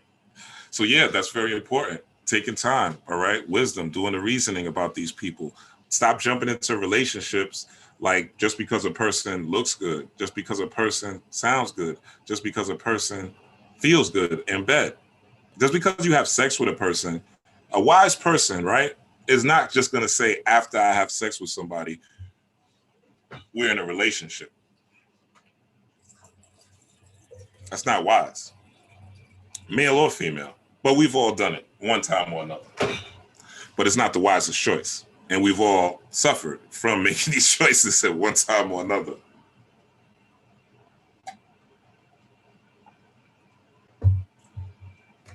So it's not the wisest choice to just go after beauty. A guy that's buff, a guy that's good looking, a guy that's tall. You know what I'm saying? The 3 questions we need to ask people when we're dating them, on a first date, second date. What is your purpose? What is your purpose? How are you moving towards that purpose? The second question. And the third question is, how can I help you with that purpose? Now, your purpose doesn't have to be anything grandiose. It doesn't have to be a specific type of job. It doesn't have to be your purpose could be strictly to be a housewife. Your purpose could be to be a crossing guard. Your purpose could be to be a gardener, right? As long as you're happy and you're enjoying life, right? You don't have to do anything grandiose to make $1 billion. Some people, there's poor people that are happier than a lot of rich people. Trust me, a lot of y'all are happier than a lot of billionaires, believe it or not, because you have peace of mind and you don't have 1 million people trying to take your money or try to screw you over. So you have a certain peace of mind that some of these people would kill for. So we need to value what's really important, and what's really important is us getting in tune with ourselves. All right, so let's get a little bit of the symbolism. Sorry, I feel like I've been yapping for a while, but I just want to explain some of these basic concepts so that we can make better choices in our relationships and understand where things are going. But once a woman is in that position where she's in her masculine, you know what I'm saying? It's not necessarily a beautiful thing, you know what I'm saying? Because she is not in her masculine and she may be in her masculine because of, again, desperations or not desperation, but, you know, she don't have a man. She don't have that particular leader or whatever. Maybe the man left her. She's a single mother, so she has to do it herself, right? But this is not ideal. You know what I'm saying? That's not the way things are supposed to be. It works that way because women are supposed to take care of family. They're supposed to be with the kids. They're supposed to be nurturers because of the nature of a woman. The true woman is Isis or Set. It's nurturing a breast. In fact, if you look at this, you're looking at Isis or Set. You're looking at Osir or Osiris, and you're looking at Heru. Okay. Also, if you look at the Kabbalah and the Kabbalistic tree of life, you'll also notice that beauty is in the middle, right? And compared to the Kemetic tree of life, it is Heru. So Oset, Osir, Heru, Isis, Osiris, Horus. Okay? So that's what you're looking at here. Man, woman, you know what I'm saying? And child. When a woman gets together with a man, again, she makes a child. So again, let's get into some of the symbolism. So let's start with wisdom. So this ladder is a representation of Jacob's ladder in the Bible, where Jacob was saying that there were angels going up and down. He had a dream, a vision, that angels were going up and down this particular ladder. This particular ladder is really your spinal cord. And the rising up of the energy is Kundalini energy coiling up. You know what I'm saying? This is divine inspiration. This is what you call downloads. This is what you call ancestral communication, right? This is your junk DNA opening up, so-called junk DNA. That's where your ancestors are, right? Opening up and so forth and so on. This is your pineal gland being open, right? So forth and so on. So that's what this ladder represents. Now, the book right here is, of course, representative of you being studious, right? Because without knowledge, you cannot have any wisdom. So you have to study, you have to learn, you have to peep game, right? You have to understand your environment. You have to understand the type of people that you're dealing with, right? So you need knowledge in order to do that, right? But knowledge without wisdom is futile. That's why the ladder is here, because the ladder is leading you to wisdom. Now, this particular, this is going into a little bit of the Boule talk. This particular item, right? So this particular, well, this might be a long breakdown. I don't know if I want to do this because I might take forever. I may do this in another video because I've already been on here long. But actually, I'll just get into the basic symbolism. I won't go into the Boule stuff on this video, but I'll do it in another video. But this particular, so that's Jacob's ladder. That is your spinal column, your spinal cord. That's how energy travels. It travels upward. All right. This particular circle with these two lines, this is the open mind, the pineal gland being open. This is you having that halo around your head. That claustrum, if you follow me last video, I talked about it. I won't go back into it this video, but you literally have a big neuron that goes around your brain, crown of thorns, they call it. You can look it up. And this is you being balanced, having balance. So balance in an open left and right brain, right? Which is what knowledge will deal with you. This represents the Blue Lodge. Okay, so this particular lady, and if you notice is a woman, represent the Blue Lodge. All these are women, right? Because this is dealing with Sophia or Sufism, mysticism, right? So going up the ladder. And as you see, the compass is the foundation. The square is the foundation, and the compass represents the world of positive and negatives, and you realizing that positive and negative must exist. There's no good, there's no evil, there's just positive, there's just negative, there's low vibrations, high vibrations, and there's times that you yourself, or hold your art and thou, are both, okay? So no one's all 100% positive, none of us. I don't care how much spiritual work you've done. There's some negative shit that you're working on, or some negative shit that you think about and that you're reprogramming yourself for. So this is to understand balances, okay? And understanding that what is will be. And when you understand polarity, you realize that nothing is really against you. Everything is here to serve you as a lesson. So even racism, even a George Floyd, even the girl that broke your heart, the guy that broke your heart, the situations you were in, these are all based on you learning your hero's journey. Because everyone that you meet is a reflection of you. Everyone that you're in a relationship with is a reflection of you. Everybody's a reflection of you. So if you're in a relationship with somebody right now, guess what? That's you. That's you. If you're in a relationship right now, that's you. You chose them, you picked them, that's you. And if they got some negative, if they're negative and you're like, fuck this shit, I'm not in the relationship, guess what? That's a part of you that you need to look at and work on and figure out why you chose this person. Okay, what is it about you that made you choose this person? What is it in you that attracted this person? What is it in you that you needed from this person? And if you are in the relationship, or let's say you're in a relationship and got out of it, you have to realize what the lessons were in that relationship. You have to realize why you're with this person.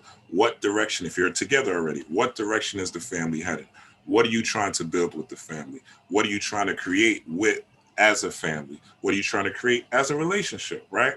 If none of those things are established, if your roles aren't established, it's just willy-nilly. You don't know you the wisdom. He don't know he the strength. You barking on him. He barking on you. Y'all arguing, but all the time, blah, blah, blah. And you may not recognize his strength. He may not recognize your wisdom, right? You deliver the wisdom wrong. He lazy. He ain't tapped into his strength, right? These are the things that happen in our relationships, especially those of us that come from harsh urban environments, because we don't understand our roles and our natural roles. You know what I'm saying? So just like I said, for a woman, you could be a partner, or you could be a supporter. Same thing as a man. You could be a leader, or you could let your woman lead you, right? But guess what? No woman really wants a man that she has to lead.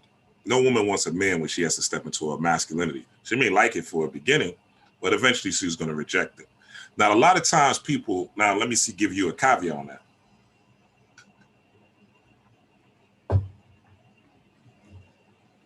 A lot of times, if you are here, please hit that like button if I'm giving you something to think about, or, take back into the relationship. Please hit that like button and subscribe. But here's the caveat. Damn, I forgot what I was saying. But let me see. Yes, one of y'all tell me in the comments what I was talking about when it catches up. I'll check the comments and I'll go back to it. Damn, hold on. Let me think about it. I'll get it.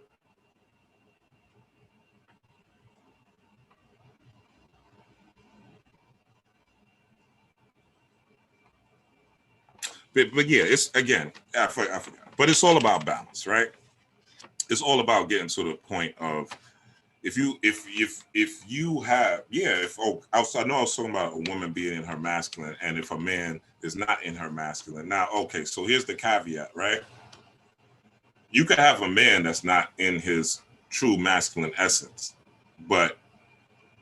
and you could give him wisdom. You could be the person that's encouraging as a woman. You could be the person that's giving him light. You could be the person that's giving him light.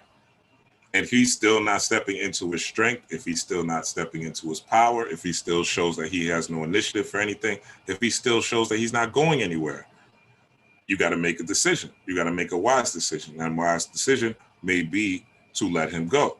Now, on the caveat, if you are barking and screaming and flipping every time you talk, if every time you talk, you in your masculine, you in your strength, and you trying to tell him something, or you're trying to show him something, or you believe that nobody could tell you anything, you believe that no one could give you any guidance, you believe that you're a know-it-all, you're in your narcissism, right? Literally, you know what I'm saying? And vice versa. The man might be in his narcissism, literally.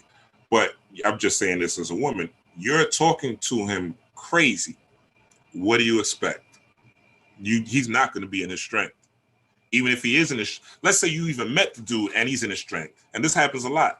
Guy's on his purpose. He's on his grind. He's doing his thing. He's, you know what I'm saying, making things happen. Boom. It's good with the family, right? He's trying to get things together. He meets your ass, gets with you know what I'm saying? And you think he's going to come save you because of Disney movies or whatever, or romantic novels. You think this guy's going to come save me. He's going to be able to do everything. He's going to give me all the love I want. There's not going to be no problems. We're going to have a Disney princess and prince fairy tale. Princess and the Frog all over again, right? Just in my life. And we're going to do that all over again, right? And there's some that, you're looking for something to save you. You're barking, and you could literally extract and emotionally drain this man to the point where he's off his purpose. He's off his grind. He's off his square because you haven't given him his strength. You're beating him down. You're talking down on him. You call him names. You got some shit to say all the time, right? You got an attitude all the time. Everything is a problem. You know what I'm saying? There's always drama, always issues, right? And vice versa. If you got a man, he always got problems. There's always issues. He's always barking on you. He always got an attitude, easily annoyed, easily offended. You know what I'm saying? Too overly sensitive. You know what I'm saying? Can't take a joke, can't joke on themselves, right? You got to really do the wisdom and look at this and see, is this person on that ladder? You know what I'm saying? If you're on that ladder, raising your kundalini, raising your vibration, raising your frequency, establishing a set of principles that you would die on.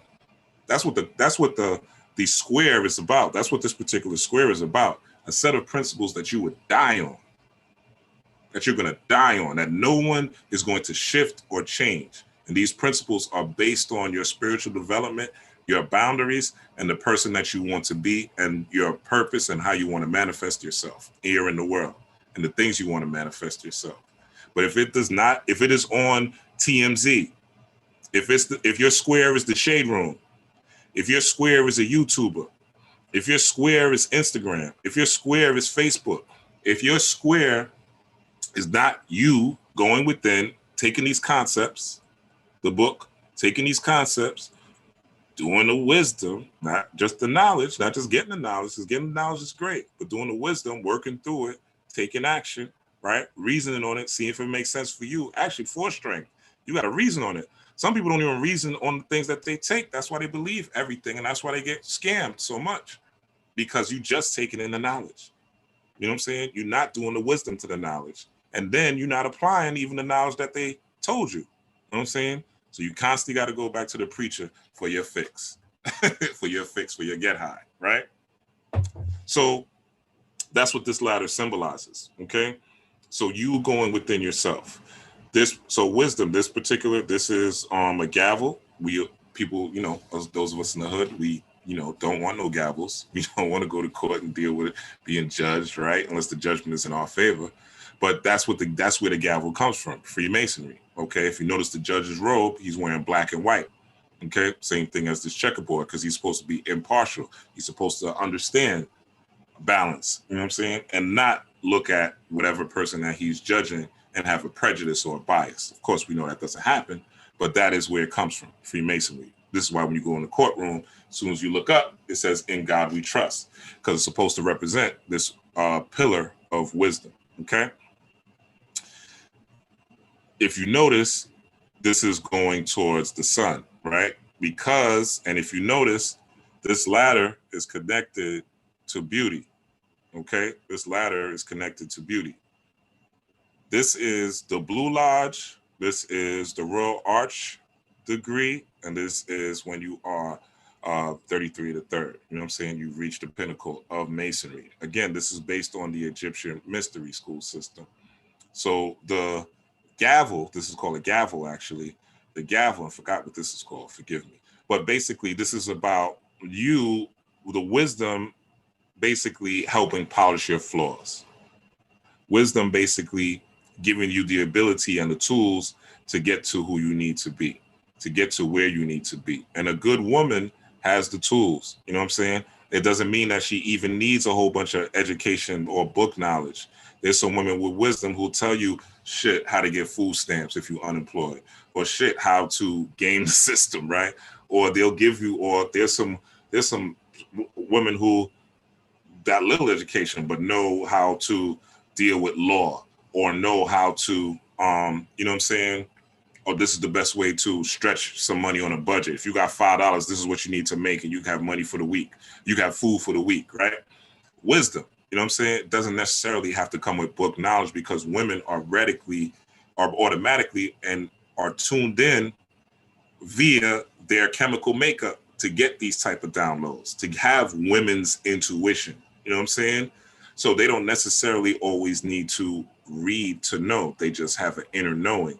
But that inner knowing still has to be tempered with wisdom. It has to be tempered with discipline. It has to be tempered with reasoning. So you may have a limited amount of wisdom, but you're trying to maximize your wisdom so that you can navigate life in the best way possible. It's not wisdom to know certain things and to know a lot of things about managing, so quote unquote, the struggle, but you can't manage yourself and your emotions. And there's a lot of women with this type of wisdom, but immediately something happens, they barking, they screaming, they acting crazy, you know what I'm saying? They fighting in the clubs, airplanes, wherever, right?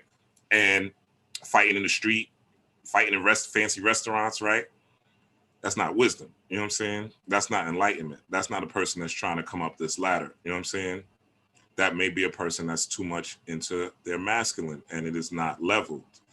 You know what I'm saying? There's a statement that says water seeks its own level. So if water seeks its own level, you know what I'm saying, then this means that you have to seek your strength. What is a strength in a person, man or female, right? Wisdom is you looking for someone that's strong. And this doesn't mean as a strong woman, this doesn't mean that if you're cooking, cleaning, raising children as a support or partner to a man, that you're not, you know what I'm saying, that you're not strong. That's wisdom, because you know he's going to help you. If I empower him, he's going to help me go get it. He might buy me some nice things. He might be able to help my children and put them in better schools. He might be able to, and whatever the case is, you know, take my family from here to there, et cetera, et cetera. And she sees that in him. And although she may have a career and she may have her job, right, and she may be in her strength, she'll fall back when she sees that's in him, and she feels safe and she could trust in that. You know what I'm saying? And vice versa. Once a man, right, is in his strength, you know what I'm saying? He who is wise is going to listen when a woman has something that she can't. For instance, I know a lot of y'all saw Waiting to Exhale. I know it's an older movie, but it's a movie that's been around. You know what I'm saying? And how Mary J. Blige in that movie, I think, wasn't Mary J. Blige? Maybe it wasn't Mary J. Blige. I forgot. No, it wasn't Mary J. Blige, but I forgot the character. No, this is Angela Bassett. So Angela Bassett was with the guy, right? And she had helped. She was basically a support, right? So she didn't work. She helped the man build his career. And then at the end, he left her, right? So it's probably not the best example, but she was a support. She was helping him build his business, XYZ. And then at the end, he left her, right? But there had to be, and this is not to say that you could do all of this stuff and somebody could still leave. Somebody could still not appreciate you, right? Somebody could still not, you know what I'm saying? Things happen in life, you know what I'm saying? But wisdom is also seeing that in that person. 9 times out of 10, the person that showed you signs that they're going to do this, or that person that showed you signs that even though you're helping them, they're not necessarily tapped in with you, or they're not necessarily supportive with you. And also wisdom tells you that you should always have your own shit, even as a woman. You know what I'm saying? If you have a man and you know he's supporting and he's doing this and he's doing that, shit, marry him. You know what I'm saying? Or make it the man to be married so that you could be secure. If you have a man that you feel like is doing that, you know what I'm saying? Demand a commitment. You know what I'm saying? Have a boundary for that so that you feel safe and secure. But he should already exhibit that you're going to be safe and secure so you could fall back. Now, if you don't see that, then you have to step into your strength, step into your masculine and go get it and make sure that you're taken care of. But this all comes through the type of people that you pick and the type of people that you're around. A man working at the fries at McDonald's cannot really be the person that is showing strength. Now you may say, why? He's, doing this, he's on his grind, whatever. He's got a job that's better than nothing, right? But now this is okay if this is something temporary, right? But if you're talking to this guy, he's working the fries at McDonald's, he should have a purpose. Like he should have a plan. He should be enacting his plan. You should see some things, part of his plan. He should have some evidence, something that's tangible, not just words. Not just words. You know what I'm saying? Not just I am, but something that's tangible, something that you could see that he's already doing. Okay? Then you could make that decision. But if not, you can't make that decision. If you got a woman that's doing all this work and doing all this grinding and stepping into their masculine, then you're going to have to say you're not going to get a lot of sex. Then she may be a little mean and a little irritable. Then she may start snapping and talking to you crazy. That's part of it. You got to understand that. You put her in the role of partnership. So she's stepping into her masculine. She's stepping into her aggression. She's stepping into her assertiveness. She's stepping into her leadership. You know what I'm saying? So you have to understand that and as a man also, you have to be wise enough to balance that out if she is doing that. You know what I'm saying? Set an appointment to the spa. You know what I'm saying? Make sure she's getting her nails and her hair done. Making sure she's feeling as feminine as possible. You know what I'm saying? Making sure she has a comfortable bed. Making sure that you're holding her at night. You know what I'm saying? These things because she's stepping into her masculine in order to help the family. So you have to step more into your masculine and support her wisdom. You know what I'm saying? So that she feels more in her feminine. A woman that is wise is the most in her feminine. She knows how to talk to people. She knows who's trying to play her. You know what I'm saying? She knows how to set boundaries. You know what I'm saying? She knows how to use beauty to her advantage. She knows how to use looks to her advantage. That's wisdom. And also a man, you know what I'm saying? He knows how to use his looks. He knows how to dress to his advantage. He knows how to think to his advantage, right? He's logical. He has boundaries. That's wisdom. You know what I'm saying? So you want to tap into that and you want to open this up. And as you notice, when you tap into this wisdom and you go into the strength, right? Because strength, the sun is showing strength because the sun shines. You can feel the sun. You can feel the heat, right? And that's how you want to feel your man moving. That's how you want to, if you got a man, you want to feel like he's moving towards something, that he's going towards something, that he got something going on. Not just he got a good penis, not just because he wears nice jeans, not because he looks great with you on your arm, not because you're lonely. It's better to be lonely than be in a relationship with someone who doesn't even like you, with someone who doesn't even love you, with someone who doesn't even want you.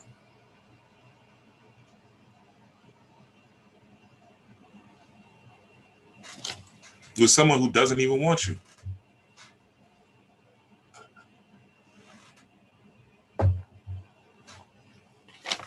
What type of relationship is that? It's superficial. It's based on beauty. Once you have wisdom, once you are in the studies, once you are gaining advice, You know what I'm saying? This is your Orset. This is your Isis. If you look at Isis, it's ISIS, which means the I. If you look at an I or a lowercase I, actually, let's do this right now, just so we have a visual. If you look at Isis, right? ISIS. The I, right? Let's look at this I right here. So the I, right? That looks kind of like a candle with a flame, doesn't it? It looks like a candle with a flame. Okay, that is you. The flame is here, and the body is the candle body. This is why candle magic is so effective, right? The S, the I is also representative of wisdom. Probably didn't realize that, right? I is representative of wisdom. Okay, so that candle on your head is the enlightened mind, is the halo. That is your glow up, so to speak. Okay, when you got that glow, like Bruce Leroy, that is your halo. That's the enlightened mind. All right. And when you're looking at the S, you're looking at the Kundalini snake. Okay, this is strength, the movement of your energy, your Kundalini, right? The movement of energy up your spine, how you react to things, how you react to environment, how you react to problems, how you react to your mate. Okay, so the I, again, you, wisdom. Okay, IS is also strength. So this is just doubling up. Wisdom and strength, male and female. So when you look at Isis, that's what you're really looking at. Looking at, even though she is a female deity, she still replicates herself through birth, right? We're all replicating, when we have children, we're literally replicating ourselves, right? That's a new person on our bloodline. So this is to show that she is replicating herself through humanity. If you use the term Isis, I use Orset, but if you use the term Isis, so that's what we're getting. So we're getting wisdom, that enlightened mind, and the strength movement. You can have all the knowledge in the world and have the best enlightened mind on the galaxy. If there's no movement, there's no action, you have nothing whatsoever. And wisdom will cause you to shine. Okay, that's what the parallel is. So this is the level. Again, water seeks its own level. So strength, when you're looking for someone, you're seeking someone on your own level. So you're seeking really the strength that's in you. You're literally seeking the strength that's in you, or someone that is as strong as you, or someone that shows strength in some way, shape, or form. That's what you should be seeking, not just someone that is beautiful. Okay, not just someone that looks good. That doesn't get you anywhere. You're looking for, how can this person help me in my life? How can this person be a companion? How can this person be a partner? All right. And that is up to, unfortunately, this is just a role that's up to a woman to decide. She has to be sharp enough, because men are coming. Hey, beautiful. Hey, gorgeous. Hey, how you doing? They in the DMs. They in the inboxes. They on the streets. They in the clubs. They in the bars. They in the supermarket. Men are coming. Okay? They're coming. They're coming. Wisdom has decided who not to take. Same thing. Women, if you're a man that is doing, and let me say this, $100,000 a year is not enough. If you're here, please hit the like button. Please hit the like button. That's all I ask. $100,000 a year is not enough to be a high value man. Okay? I haven't made $100,000 a year yet. Well, at least legally, right? Legally, I made like 92, 93 salary, right? And let me tell you, when I was doing that, I wasn't no high value man. I didn't have no wisdom. You know what I'm saying? I had strength. I was making money. I was fly, car, and all that. You know what I'm saying? Look good, things like that. But I didn't really have the wisdom that I needed. You know what I'm saying? So I was just basically like a mule, going to work, coming home, watching TV, playing video games, having sex, a basic man, a basic bear. What's the difference between a man and a bear? Nothing if he doesn't meditate. A bear eats, a bear shits and pisses, a bear has sex, you know what I'm saying? A bear is a hunter, right? So he goes get it, he goes gets what he needs, right? The difference between a man or a human and a god is tuned into wisdom, strength, and beauty, but their primary focus is wisdom. A god is trying to become better all the time. A God is trying to improve on their Godship every day. Every day you wake up, it's a new day. The Son of Man has risen, okay? The Son of God has risen. Every time you wake up, the Son of God has risen. And you need to take the masculine out of that and think of that as no genderless. You know what I'm saying? Son of God is not Jesus. The Son of God is you. You are the Son. You are the light of God. The Son, right, of God, okay? So you going through wisdom allows you to shine. If you're wise in how you dress, of course, that's going to make you shine as a man or a woman. If you're wise in how you think and people could have great conversations with you and people could connect with you based on your conversational action, of course, that's going to make you shine. Okay. If you could, if you have a knowledge of this and a knowledge of that, knowledge, you know how many times I've been around people in relationships, or been around people with a girl, you know what I'm saying? And I've been with my girl or whatever, you know what I'm saying? We just all out in the town and somebody's trying to talk to somebody or whatever. And then I'll end up having a conversation. And I ain't the smartest person in the world, but God damn it, I got some wisdom for real. You know what I'm saying? And I know a lot about different things. So when I get around, and I'm a go-getter at the end of the day. So I'm going to get around and I'm a be there. And there's many times where I've had conversations with a woman and they're more interested in talking to me, and the man will get mad and be jealous. And I ain't trying to, and one thing about me, I ain't really know I'm a snatch your girl type of dude. I've never been like that because I have a compass. You know what I'm saying? So to me, my morals and principles like, nah, I ain't going to try to snatch your girl. You know what I'm saying? That's not the way I choose to operate, because that causes a lot of problems and unnecessary tension and unnecessary drama. That's not beauty. You know what I'm saying? So you got to be careful, guys. Those of you who are doing it now. She throw it at me on some low shit. You know what I'm saying? But I ain't going to try to catch it. So I'm saying that to say wisdom opens doors. If there's a book, How to Win Friends and Influence People. You know what I'm saying? That's wisdom. Knowing how to talk to people, knowing how to be around people, et cetera, et cetera. So now beauty has what they call a plumb line. And a plumb line, let's look at it as simple as possible. We all know plumbers. What do plumbers deal with? They fix pipes. They deal with the water system.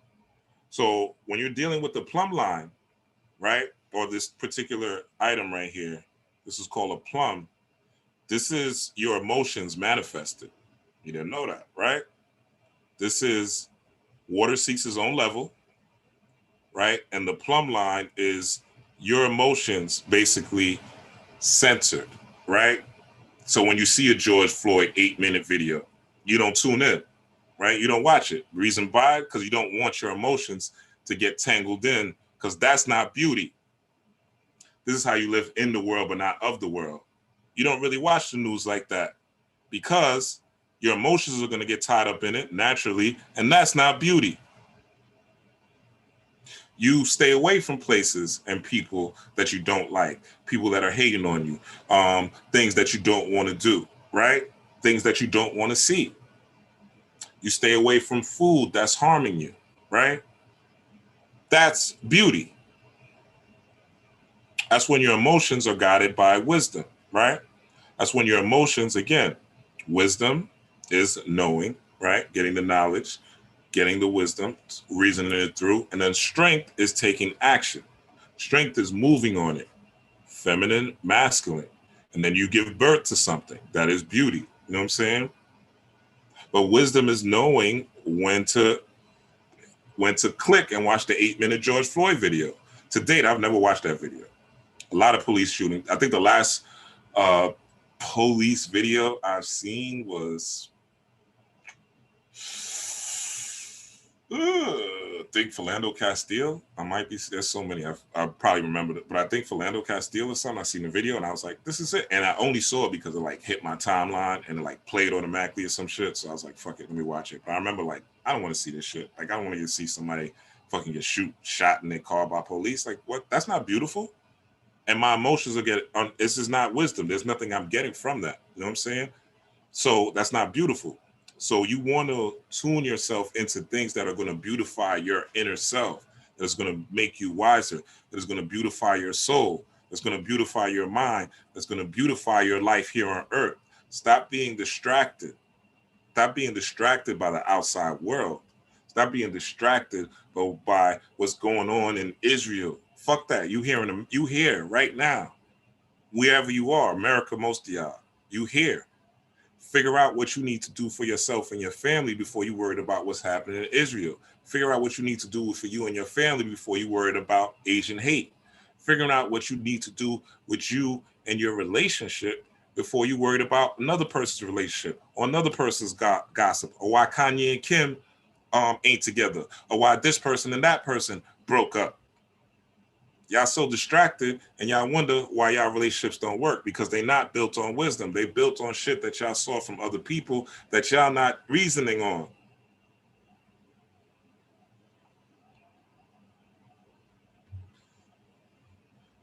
Experience wisdom, experience knowledge, and good judgment. Why are you following relationship coaches that haven't had successful marriages? Think about it. Or not in successful relationships. Who every time they're in a video with a person of the opposite sex, you could see, visualize and see the vitriol and the venom and the hate. Why are you listening to people like that? And this is not to say that they don't have wisdom, because again, in order to get you, they're going to have to, in order to rope you in, they got to give you something that makes sense. But at the end of the day, you have to realize that you could be fooled by wisdom when you try to take these things into action.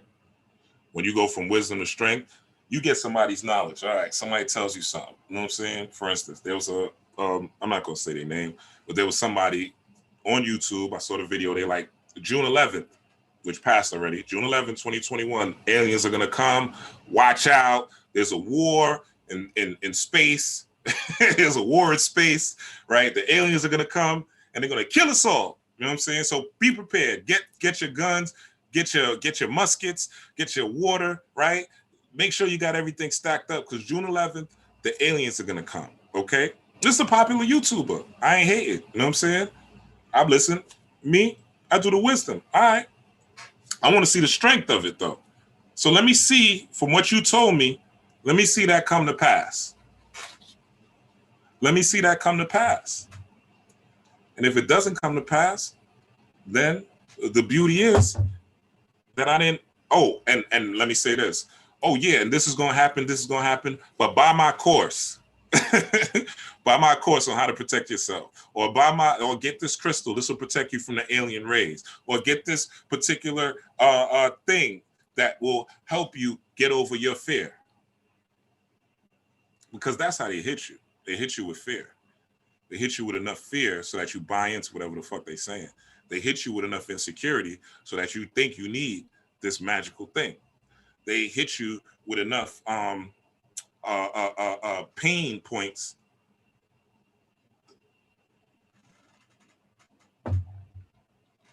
so that you're trying to remedy your pain, not realizing they the one causing your pain. And a lot of y'all tune into this shit. A lot of y'all tune into shit that's causing you drama. A lot of y'all tune into people and follow people that you hate. A lot of y'all in the comment section of people that you don't really like. Why are you commenting? Why are you following? Why are you engaging? When your family ain't straight. When you not straight. When you not on your purpose. You're not on your strength. What type of wisdom are you taking into? What are your principles? What is your foundation? Is it here or is it here? Are you trying to get to where this is what they call a rough ashlar, right? The goal is to get from the rough ashlar to here. And this on top of it is what they call, I believe it's called a 24-inch gauge. And the 24-inch gauge is basically saying that there's 24 hours in a day, 8 hours to sleep, 8 hours to work, and 8 hours to climb this ladder. Now, we know some people work 8, 9, 10 hours, 10 hours to travel, but that's still 6 hours. You may watch the TV for 1 or 2, but some of y'all are taking the whole 4, 5, 6 hours to watch TV and play video games. How can you have a successful relationship like that? How can you have a successful relationship if you're always watching fight videos, if you're always into gossip, gossip, if everything is a conspiracy, if you are a victim to everything. A person that's on this ladder is a person that knows that they're a God, not a victim to shit. If you're a God, how are you a victim? If you're a God, there's a lesson in it. There's a lesson in the hardship. There's a lesson in the pain. There's a lesson in what you're going through. It doesn't make you a victim. It doesn't make you a victim. It makes you a victor if you're able to extract the lessons. But if everything is everybody's fault, if everyone is after you, if everyone is trying to get you, if that's how you're thinking, then you're going to be a victim forever. There's going to be a conspiracy against you forever. You're going to be buying into people's get safe quick, get rich quick, get love quick, get healed quick schemes. It's going to happen. You're not willing to do you're going to gain some knowledge, but you're not willing to do the work. It's the same thing with the preacher, right? The preacher comes, he gives you the wisdom from the Bible, right? And he says all this and he says all that and he talks all this and he talks all that. He talks all this and he talks all that, right? and and at the end of the day, right? At the end of the day, his wisdom, right? He gives you wisdom. You feel good. You feel enlightened. This Kundalini, right, is hypened up because of the organ in the church, which stimulates your organs. So they play the organ, boop, boop. Your organs are getting vibrating. You don't realize it, right? Because this is the science. But your organs are vibrating. They got the organ going. Boom. He hits you with certain tones. And Jesus said, ha, and when Christ comes back, ha, and he's rising in tone and playing with tones, right? You get this Kundalini upgrade, and then you go and do nothing. There's no strength. There's no water meeting the soul level. You're just inspired for a little moment, but you do nothing. There's no masculine energy. There's no action. And it really can't be because the church is nothing but the church is mostly concepts. It's wisdom, yes. There's wisdom in the Bible, yes. But it's mostly concepts. It's mostly concepts and ways that you should live. But you have to reason through those, or else you'll believe that somebody like Jonah lived in the whale for 3 days, which is scientifically impossible. You believe that the Red Sea was parted, which is scientifically impossible. But you believe these things to be fact instead of allegory because you didn't reason it. You didn't go make a judgment. You didn't really think about it. Like, damn, how can somebody live in a whale for the story of Jonah? How could somebody live in a whale for 3 days and not die? You say God, right? But why ain't none of these miracles that God could do only happen back in the day in somebody's book, but didn't happen in 2020 during the Rona? Reasoning, wisdom. Think about it, okay? Why all of a sudden 5G technology popping off and all of a sudden there's a Rona? Are they saying not to wear the mask? Wear 2 masks, wear another mask. This variant's coming out, that variant's coming out. But none of the people that are in power, none of the celebrities, none of the athletes, none of the actors that quote unquote caught it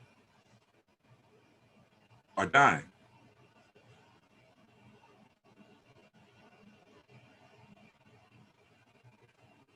Reasoning, people. Stop taking things on. And even though I'm talking about relationships, this is in y'all relationships too. Y'all take shit on face value. You know what I'm saying? I've done it. We've all done it. You take shit on face value. She looks good. She might be able to cook. You know what I'm saying? She might be funny. Sex is great. Let's get with her. Let's get with her, right? You get with her. You start talking about, I'm talking about me. You start talking about altars. You start talking about ancestors. You start talking about doing magic. You start talking about spiritual philosophy. You might have other things you have going on and things like that. She's lost. She can't communicate with you. She can't talk to you. She can't give you no wisdom. But she looks good on your arm. And the sex is the bomb. And your man's like, yo, that's you?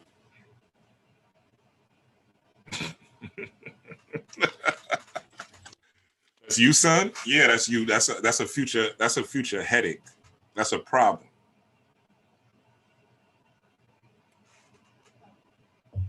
Same thing with a man.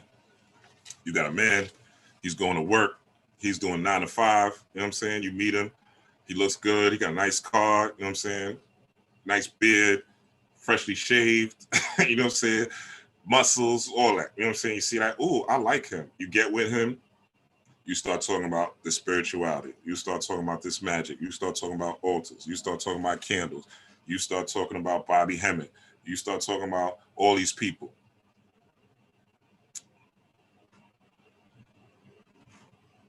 The attraction is going to wear off fast. You know what I'm saying? Because you realize this nigga ain't got no wisdom to give me. And a man's wisdom comes from leadership. A man's wisdom comes from having boundaries. A man's wisdom comes from assertiveness. A man's wisdom comes from direction.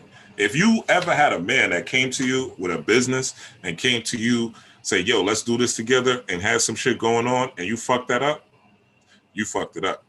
You know what I'm saying? Because you're not going to find these type of men all the time that have their shit together or are trying to get their shit together. Now, as a man, if you don't have your shit together, you're not or, you know, that's fine. But you got to have a plan. You got to have a purpose, and you got to have some tangible actions and tangible results. Or else you're not really a man. You're just a boy in nice clothes and big cars in a house.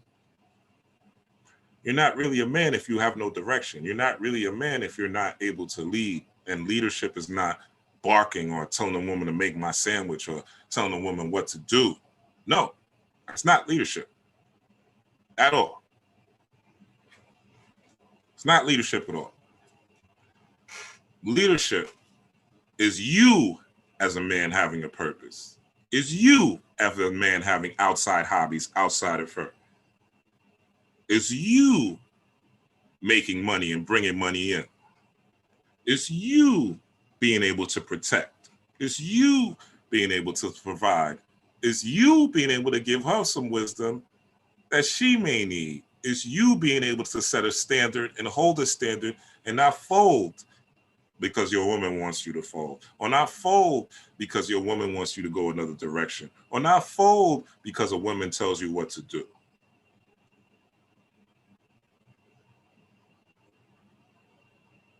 As a man, and this is some simple shit, right? But as a man, you might be having sex with a woman, right? You beating it up. You know she beating it up. And she's like, nut in me, daddy. You know what I'm saying? Bust that nut in me, daddy, right? You should not bust that nut. Because a man's strength.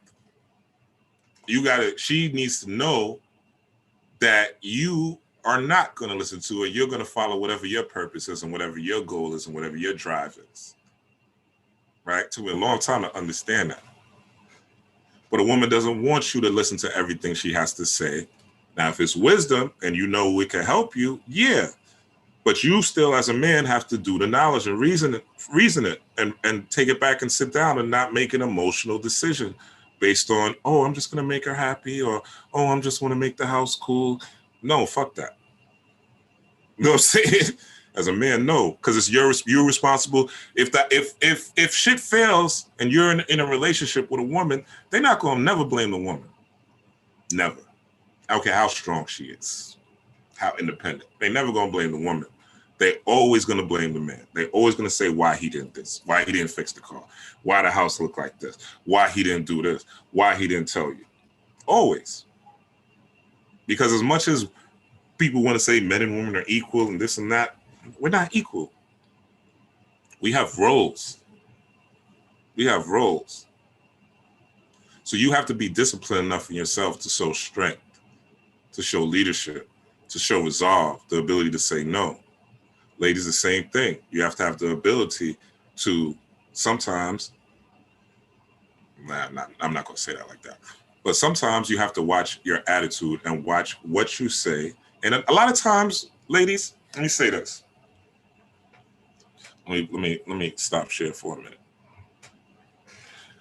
A lot of times, y'all have a lot of great things to say, great guidance, great wisdom from years of experience going through the things that you went, and strictly because women usually mature faster than men.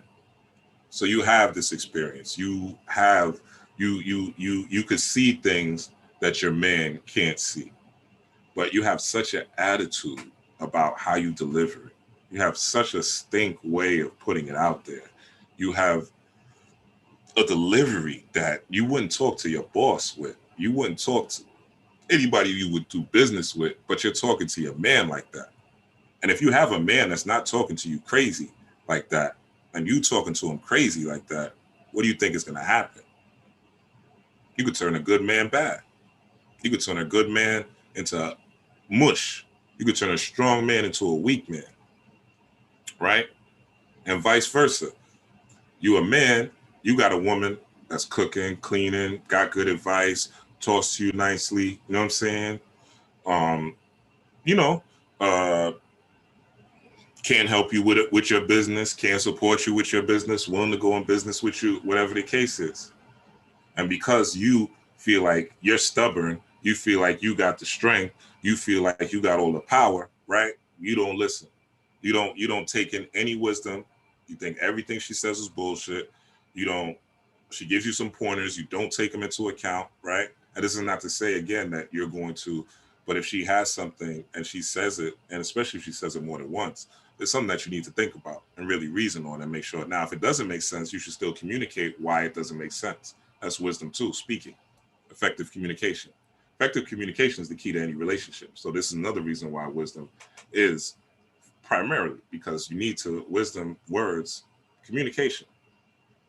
So you need to learn to communicate effectively. And as a man, again, if you have a woman, she's doing all this and she's doing all these great things for you, and you are beating her down. You know what I'm saying? You're too fat, or you're gaining this type of, or you're gaining all this weight, or why you gotta wear a weave, or you know what I'm saying, why you always dress this way, or you just, you know what I'm saying, this job, or you checking her phone, or you on her back all the time. You know what I'm saying? She can't be enough feminine.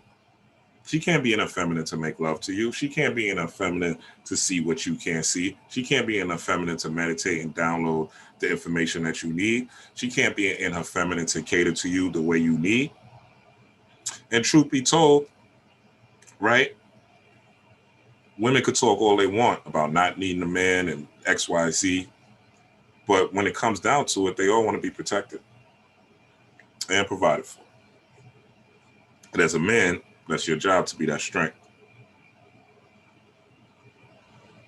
As a God, right? We're not dealing with human, like I'm not dealing with like human humanity. This is God talk.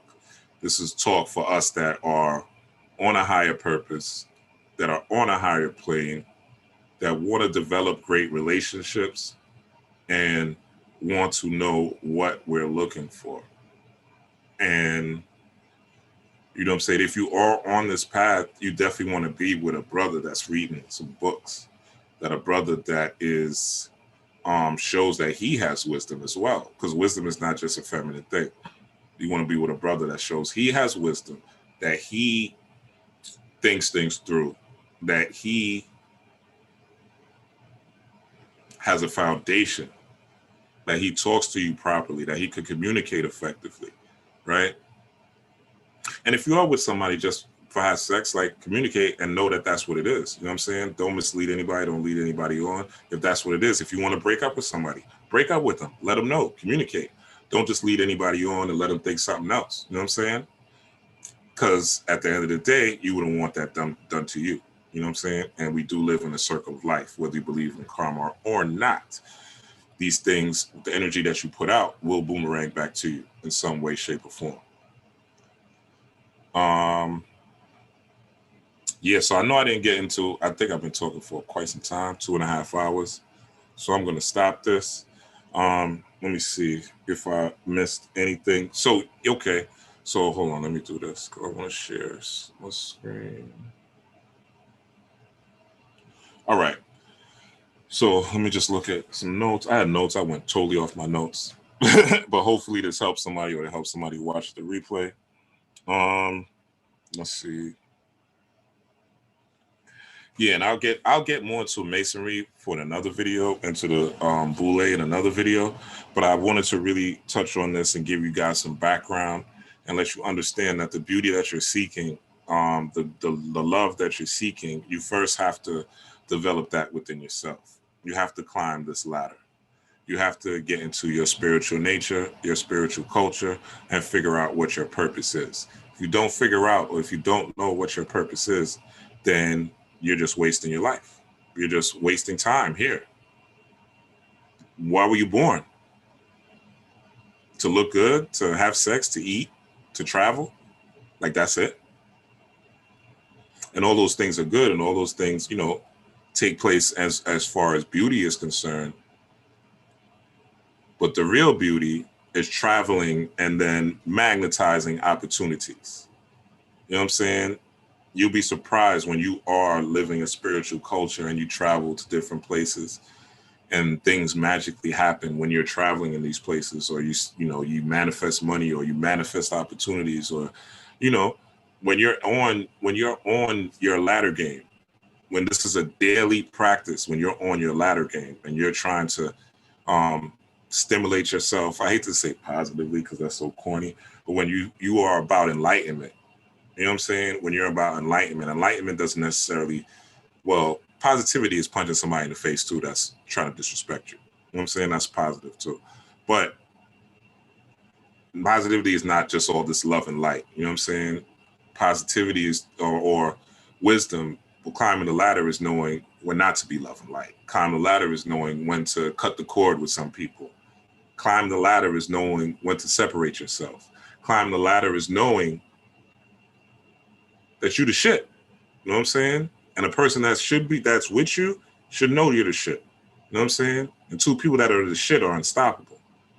You know what I'm saying? And if a person, and a lot of things people do in relationships, if a person is complimenting themselves, or if a person says that I am dope, or I am a god, or I am a goddess, or I am wonderful, and they're saying that to you, or they're saying that about themselves, a lot of people will shit on that and say that person's a narcissist.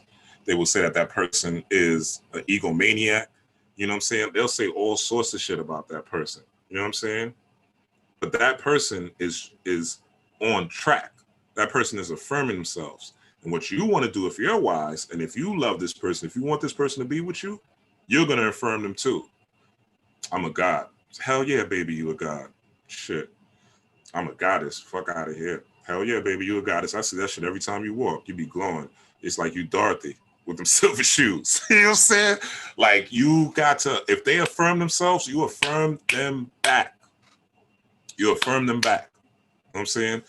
That's wisdom to give them strength. You want your partner as empowered as possible. If you know you got a feminine woman and she has this wisdom and she's taking care of the kids and doing all these things in the house, keep her in her feminine so she can continue to give you more wisdom, so she can continue to make your life comfortable.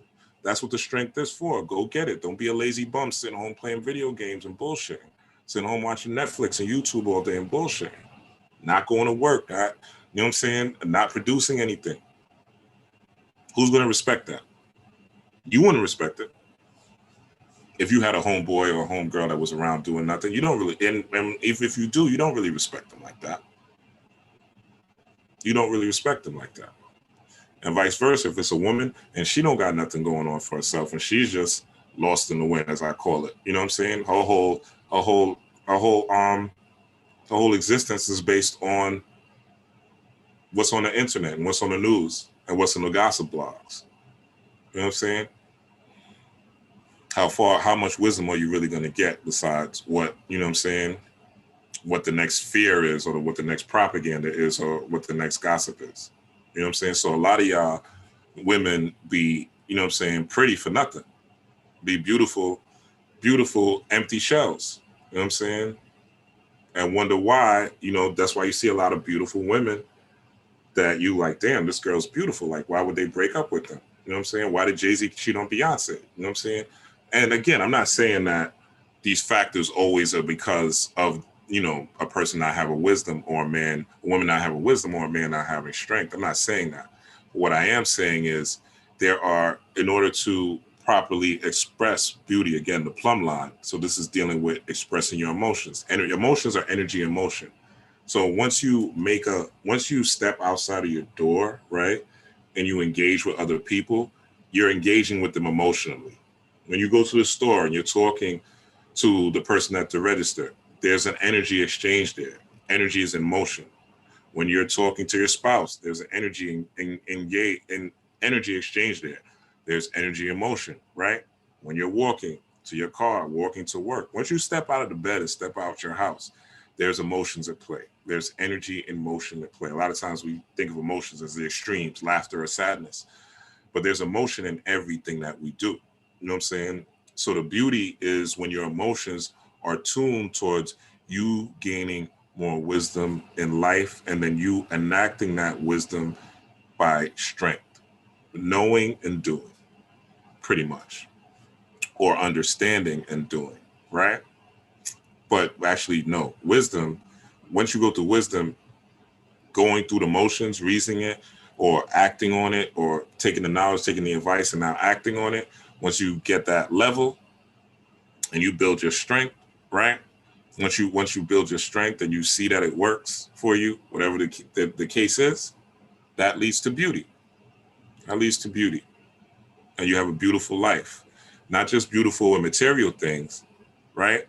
Because anybody can get material things. Anybody can get a whole bunch of material things, right? But I'll tell you this, and probably a lot of women could say this more than men, but you could have a person with a whole bunch of material shit and be miserable. And they could provide you a whole bunch of material things and you're miserable. You don't like them. You don't want to be around them. You don't want nothing to do with them. You know what I'm saying? So shout out to all 22 of y'all that are here. If you're with me, please type a 1. I know it's late. I've been talking for a while. Let me know that I'm making sense. If you're here, please hit the like button. Encourage me. You know what I'm saying? And it shows some love. Energy exchange, right? Emotions. But if you're here, I can't even see any comments. So I don't know if people just stop commenting or what. But yeah, you know what I'm saying? So this is the big, so this is the big thing right now. Relationships, us getting together. Hopefully this shines some light to those of you who are here, shine some light into your relationship, shine some light into the things that you may have been doing wrong. You know what I'm saying? There's a big, beta male, alpha male. I don't think that, I don't agree with the whole beta male versus alpha male, but I do think that being a god is alpha, right? Being a god is alpha. Saying that you're a god, you do have there are a lot of alpha tendencies, but it's about being balanced. It's about going from alpha to beta. Beta to where you're understanding enough to listen to some wisdom and gain some wisdom and know what the woman is providing for you, or if the woman that you are bringing in is providing anything at all. That's really the difference between, alpha and beta in a godlike sense, not the alpha and beta like the manosphere and what Kevin Samuels and all them are talking about, but looking for the God in someone, looking for the God in your partner, and if you can't find the God, be comfortable being alone. Because as you nurture this, trust me,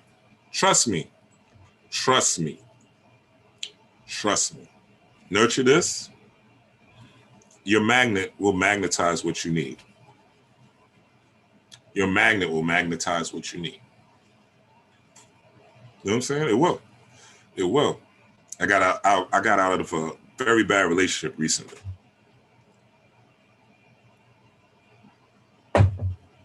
And in a much better situation. And it didn't take long. You know what I'm saying? Because I stay on my self-improvement. I stay on my purpose. And I'm not perfect. Again, I'm on this black and white checkerboard with y'all. I got bad days. I got good days. I got days of darkness, days of light, just like y'all. I got days that I meditate most often and days where I don't feel like it and I don't do it. I got days I pray, I affirm, days I may miss it. You know what I'm saying? But one thing's for sure, two things for certain. I'm tapping into something every day that's going to make me better. Every single day. Every single day. My social media, the server, serves me what I need to make myself better. So when I'm on Instagram, literally my timeline is full of smart people and people that are inspirational, people that are motivational, people that are into magic, people that are into spirituality, people that are into working out, people that are into eating right, people that are into business, people that are into stocks, growth and development. I don't give a fuck what happened overseas to somebody else. I don't give a fuck about who got shot 20 blocks away from me.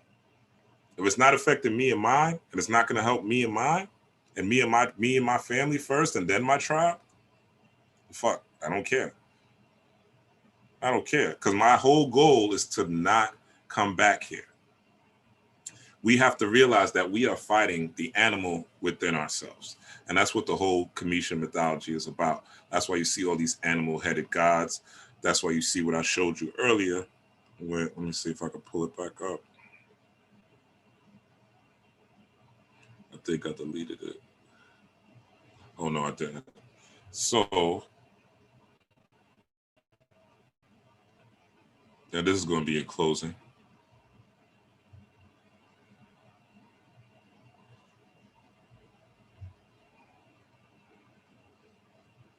So this is dealing with, so let's blow this up.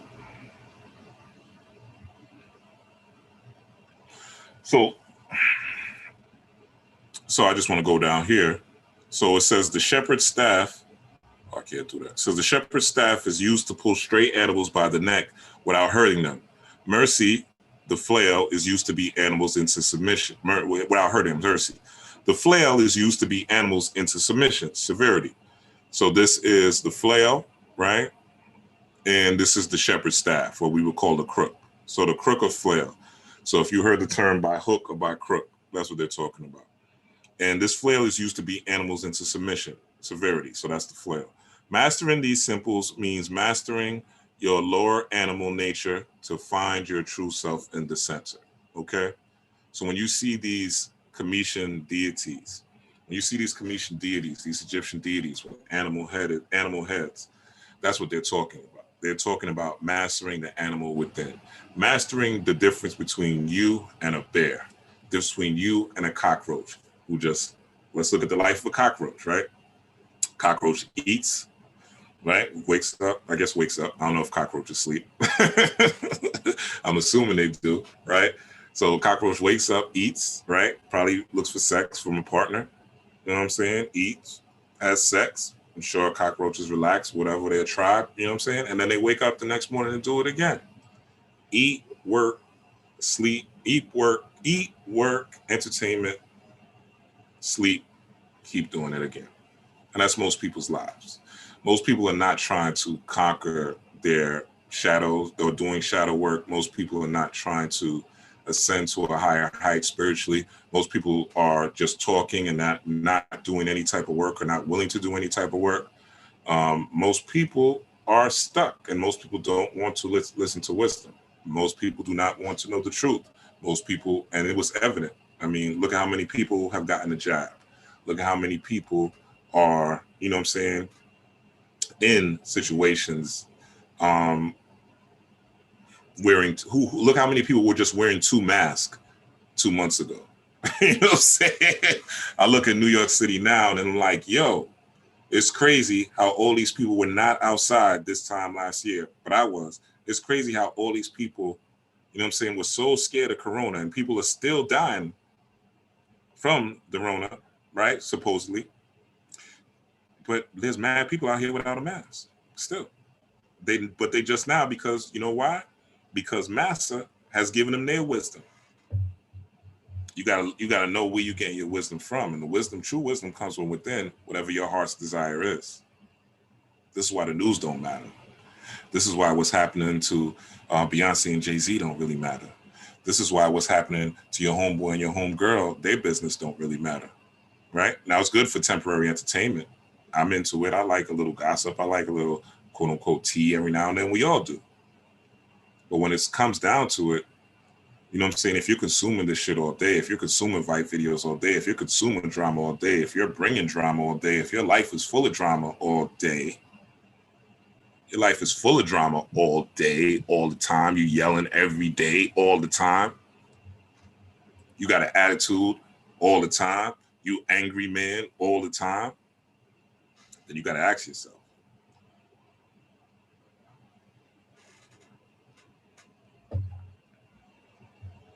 what am I doing?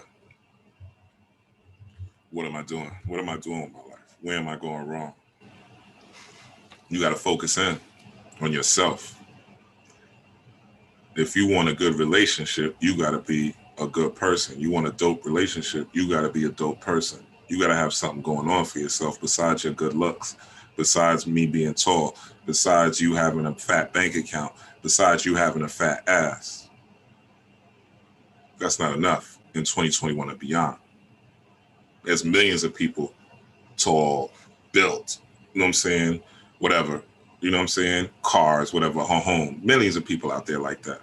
There's millions of people out there, pretty, good hair, fat ass, nice titties,